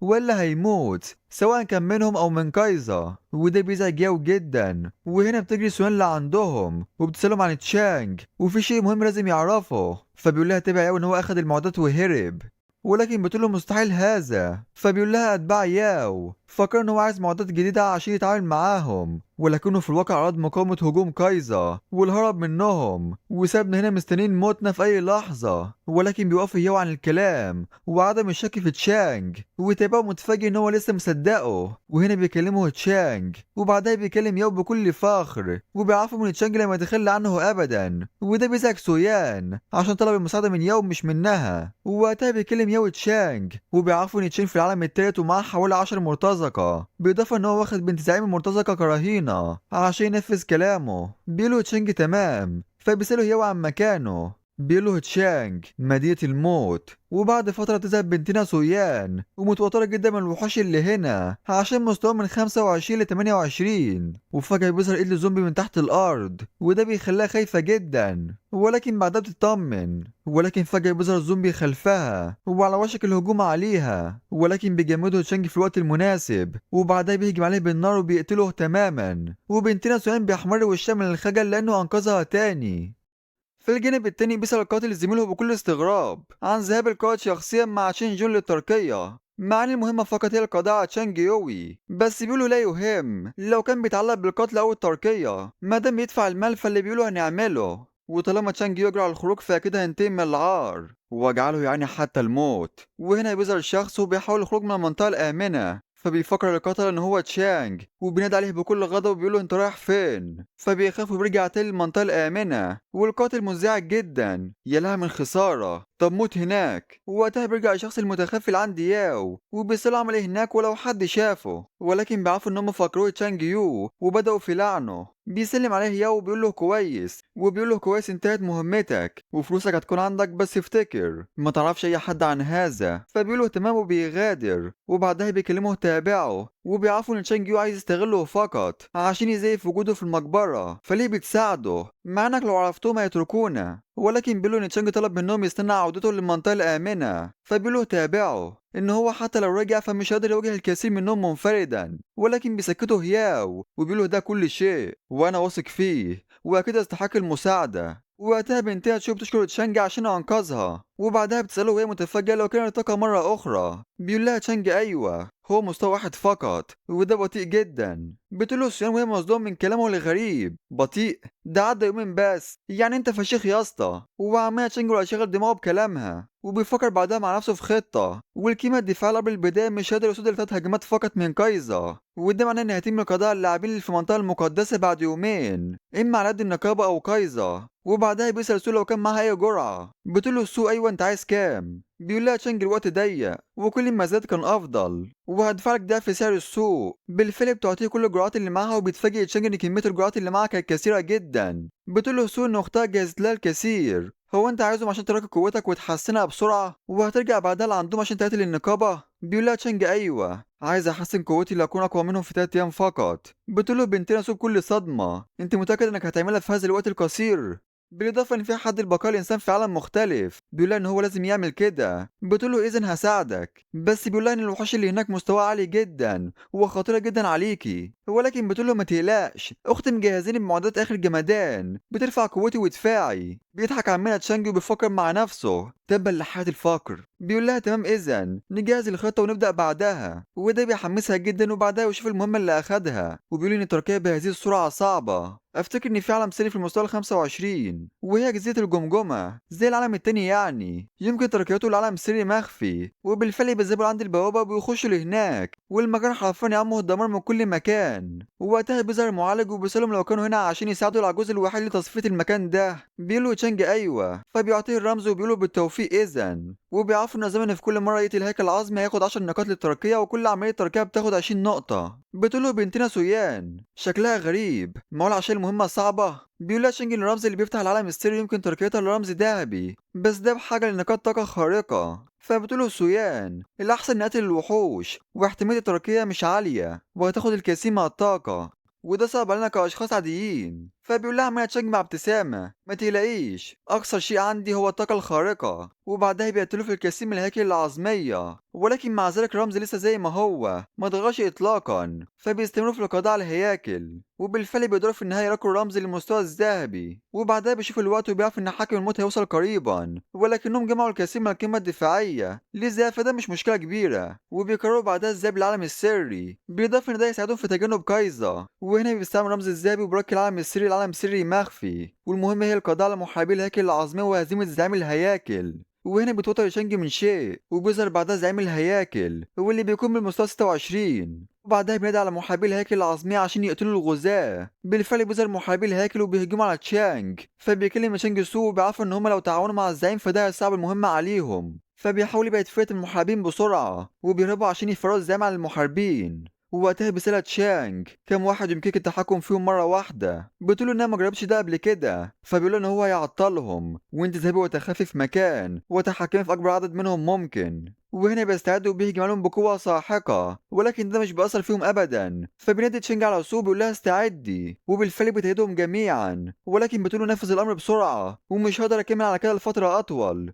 بالفعل بيستعد وبيهجم بكل قوته عليهم، وبيحصل انفجار ضخم وبيقتلهم. وده بيعصب الزعيم وبيرتقي في المستوى، وتشانج متفاجئ من قوته الكبيرة ومهارته الساحقة ومستمر في مكانه. فبتنادي عليه سويان، ووقتها الزعيم بيهجم على تشانج والهجوم على وشك الوصول لعنده. فبتحاول سويان تأيده بكل قوتها، وبعدها بيستعد تشانج وبيوجه ضربة قوية للزعيم وبيسقط في الأرض وعاجز عن الحركة. وبيقول بعدها لسويان آسف استعملت الكثير من الطاقة، ولكني حاولت بأقصى الإمكان عدم قتله وأتمنى تساعديني. بتستغرب سويان وبتقوله في ماذا. ووقتها بينهض الزعيم، وفي الخارج بيلاقي تشينجون والفريق عند البوابة، وبيقول لأتباعه إن في حد فعل العالم السري وغير القواعد عشان محدش يخش، ولكن هو مفكر نفسه مين عشان ياخد المكافآت لنفسه. فبيقولوا زعيم النقابة، ولكن بس بيوقفوا جون عن الكلام وبيقولوا ما تفضلوا كده من غير فعل أي حاجة لما يظهر الشخص اللي في الداخل إذا بوجدوا عليه. وهنا بتظهر سويان وبيهننا الزمن على تصفية العالم السري. بيتفاجئ جون إنها سويان، وبعدها بيسألها لو كانت هي الشخص اللي فعل العالم السري. بتقوله سويان أيوة عندك مانع؟ بيقولها جون طب ليه قفلت البوابة؟ على الأقل اسمح لنا بالدخول للمساعدة. بتقول أنا مش محتاجة لأي مساعدة وده العالم السري بتاعي، انتهى الكلام امشي من قدامي. بالفعل بيسيبها وبتغادر، ولكن بيوقفها زعيم النقابة وبيقول لنا في العادة محدش عارف ده، ولكن حسب قواعد العالم السري الشخص اللي بيفعل العالم السري وبيصفيه كتاب المكافآت مش هيكون مكافأته، ودي معناها انك ما كنتش لوحدك، صح؟ بتتوتر سويان، ولكن بتقول انها جت مع صديقتها وهي اللي فعلت المكان السري المخفي، وانا كسبت اول دخول، عندك مانع؟ فبيسأل زعيم النقابة عن مكان صديقتها وليه ما ظهرتش، بتقوله سويان انها خرجت. جون، يبدو ان اتباعك بيستجوبوني وكأني مجرمة. وتر شنو بيقول لها اكيد لا، انت فهمتي غلط، ده مجرد حارس طلبت منه الحماية. طب انا هعزمك على عشاء كتعويض، تمام؟ ولكنها بتتجاهل كلامه وبتغادر وبتقول محدش يتبعني. وبعدها بيكلم زعيم النقابة، راقب تشانج كويس وتأكد ان هو لسه في المنطقة الآمنة، والرجالة شافوه بيحاول يغادر ولكنه رجع لما شافهم. وده اليوم التالت، وطالما ان هو لسه هناك فهينتهي امره على قد كايزا وهتقل قيمة الدفاع للصفر، وهذه المرة انتهى امره. ونرجع لسويان، وقتها بتنادي على تشانج وبتقول له بعدها انها كانت خايفة انهم يكتشفوا الامر. ولما طلبت مني الخروج الاول كنت وقتها عارف ان جون هيكون في الخارج. بيقول لها تشانج ان هو اجر الكثير من المرتزقة وهم الاقوى في العالم الثالث، واول ما يتم اعلان اول دخول للمكان السري اكيد هيجي عشان يسرق المكافآت. بتقول له عشان كده طلبت مني توجيه الضربة الاخيرة للزعيم عشان تخفي هويتك. بيقول لها تشانج اسف، مش هقدر اكشف عن نفسي دلوقتي لاتجنب المشاكل الاضافية، اعتبريه دين. بيحمر وش بنتها سويان من الخجل وبتقول له لا، ده انا فرحان اني ساعدتك. فبيقول لها خلينا نرتاح ونشوف الغنائم. وبيكسب درع سحري فائق اللي يمكنه حماية نفسك وحلفائك في نطاق 30 متر ل 10 ثواني. وبيقول لها دلوقتي ما فضلش الا العودة للمنطقة الآمنة من غير ما حد يعرف والوصول لمستوى ال 25، وده يحل مشكلتنا الحالية. بتقوله سويان بس الطرف التاني في المستوى 30، انت متأكد ان المستوى ال 25 كفاية؟ فبيقول لها عمالة تشنجي ما تقلقيش يمكن حل الأمر. وبعدها بتخرج كتاب المكافآت بكل حماس وبتسأله لو كان عايز يفعلها. بالفعل بتفعلها وبيظهر فجأة قوة كبيرة واللي بيكون ملك الهياكل الزعيم بالمستوى 28، وبيهنيه نظام على تفعيل الفرصة المخفية. وبيسأله لو كان عايز يراقب المهمة لمهمة مخفية نادرة وهي القضاء على ملك الهياكل. بتتفاجئ سويان وبتسأل تشانج قصده ايه النظام، فبيقول لها عمالة تشانج نختار تركيا عن التخلي على مكافآت المهمة الأصلية، ولو فشلنا في إكمال المهمة المراقبة فهنخسر كل حاجة. بيفكر عمنا تشانج، وفي الظروف العادية كان أكيد هيختار تركية المهمة، ولكن جون قريب جدا منه وأكيد لاحظ هذه الضجة، ولو زار عشان يسرق الزعيم فكل جهد بطلنا قضيها على الفاضي. ووقتها بتقوله سويان أنت ليه متردد؟ دي مهمة مخفية نادرة، اقبلها بسرعة. وبالفعل بيختار تركية المهمة، ولو قدر يكملها فيكسب أضعاف المهمة السابقة، بس لازم يكملها خلال ساعة، وده صعب إلى حد ما بالنسبة لبطلنا ولكنه مع ذلك مش مستحيل. وهنا بيسمع صوت جون وجماعته قادمين لعنده، فبياخد سنه وبيختبئ بسرعة. وبيظهر بعدها جون واللي بيكون فرحان من وجود زعيم، وده لأن مكافآته هتكون قيمة جدا. ولكنه بعدها بيتفاجئ إن هو الزعيم بالمستوى 28 من فئة 3 نجوم، فبيأمر جون جماعة المرتزقة بالذهاب والقضاء عليه وترك الضربة الأخيرة ليه، ولكن بيرفض المحارب القتال. ولكن بيوافق الزعيم وبيقولوا رقم 2 و3 ان هم مسؤولين عن جذب العداوة، والمعالج يركز على الشفاء وانا والقاتل هنتولى الهجوم وننهي امره بسرعة. بالفعل بيهجم على الزعيم وده بيعصب الزعيم جدا وبيهجم عليه بقوة ساحقة، ولكنه بيتراجع في الوقت المناسب وبيقول السحر بيضعفه. بالفعل بيطبق السحر الضعف على الزعيم، ووقتها بتشاهد سيان المعركة. وبعدها بتكلم تشانج انت تخليهم ياخدوا الزعيم، ولكن بيقول لها بطلنا خليهم يدافعوا الزعيم ونستنى فرصة مناسبة وننهي الأمر. معلم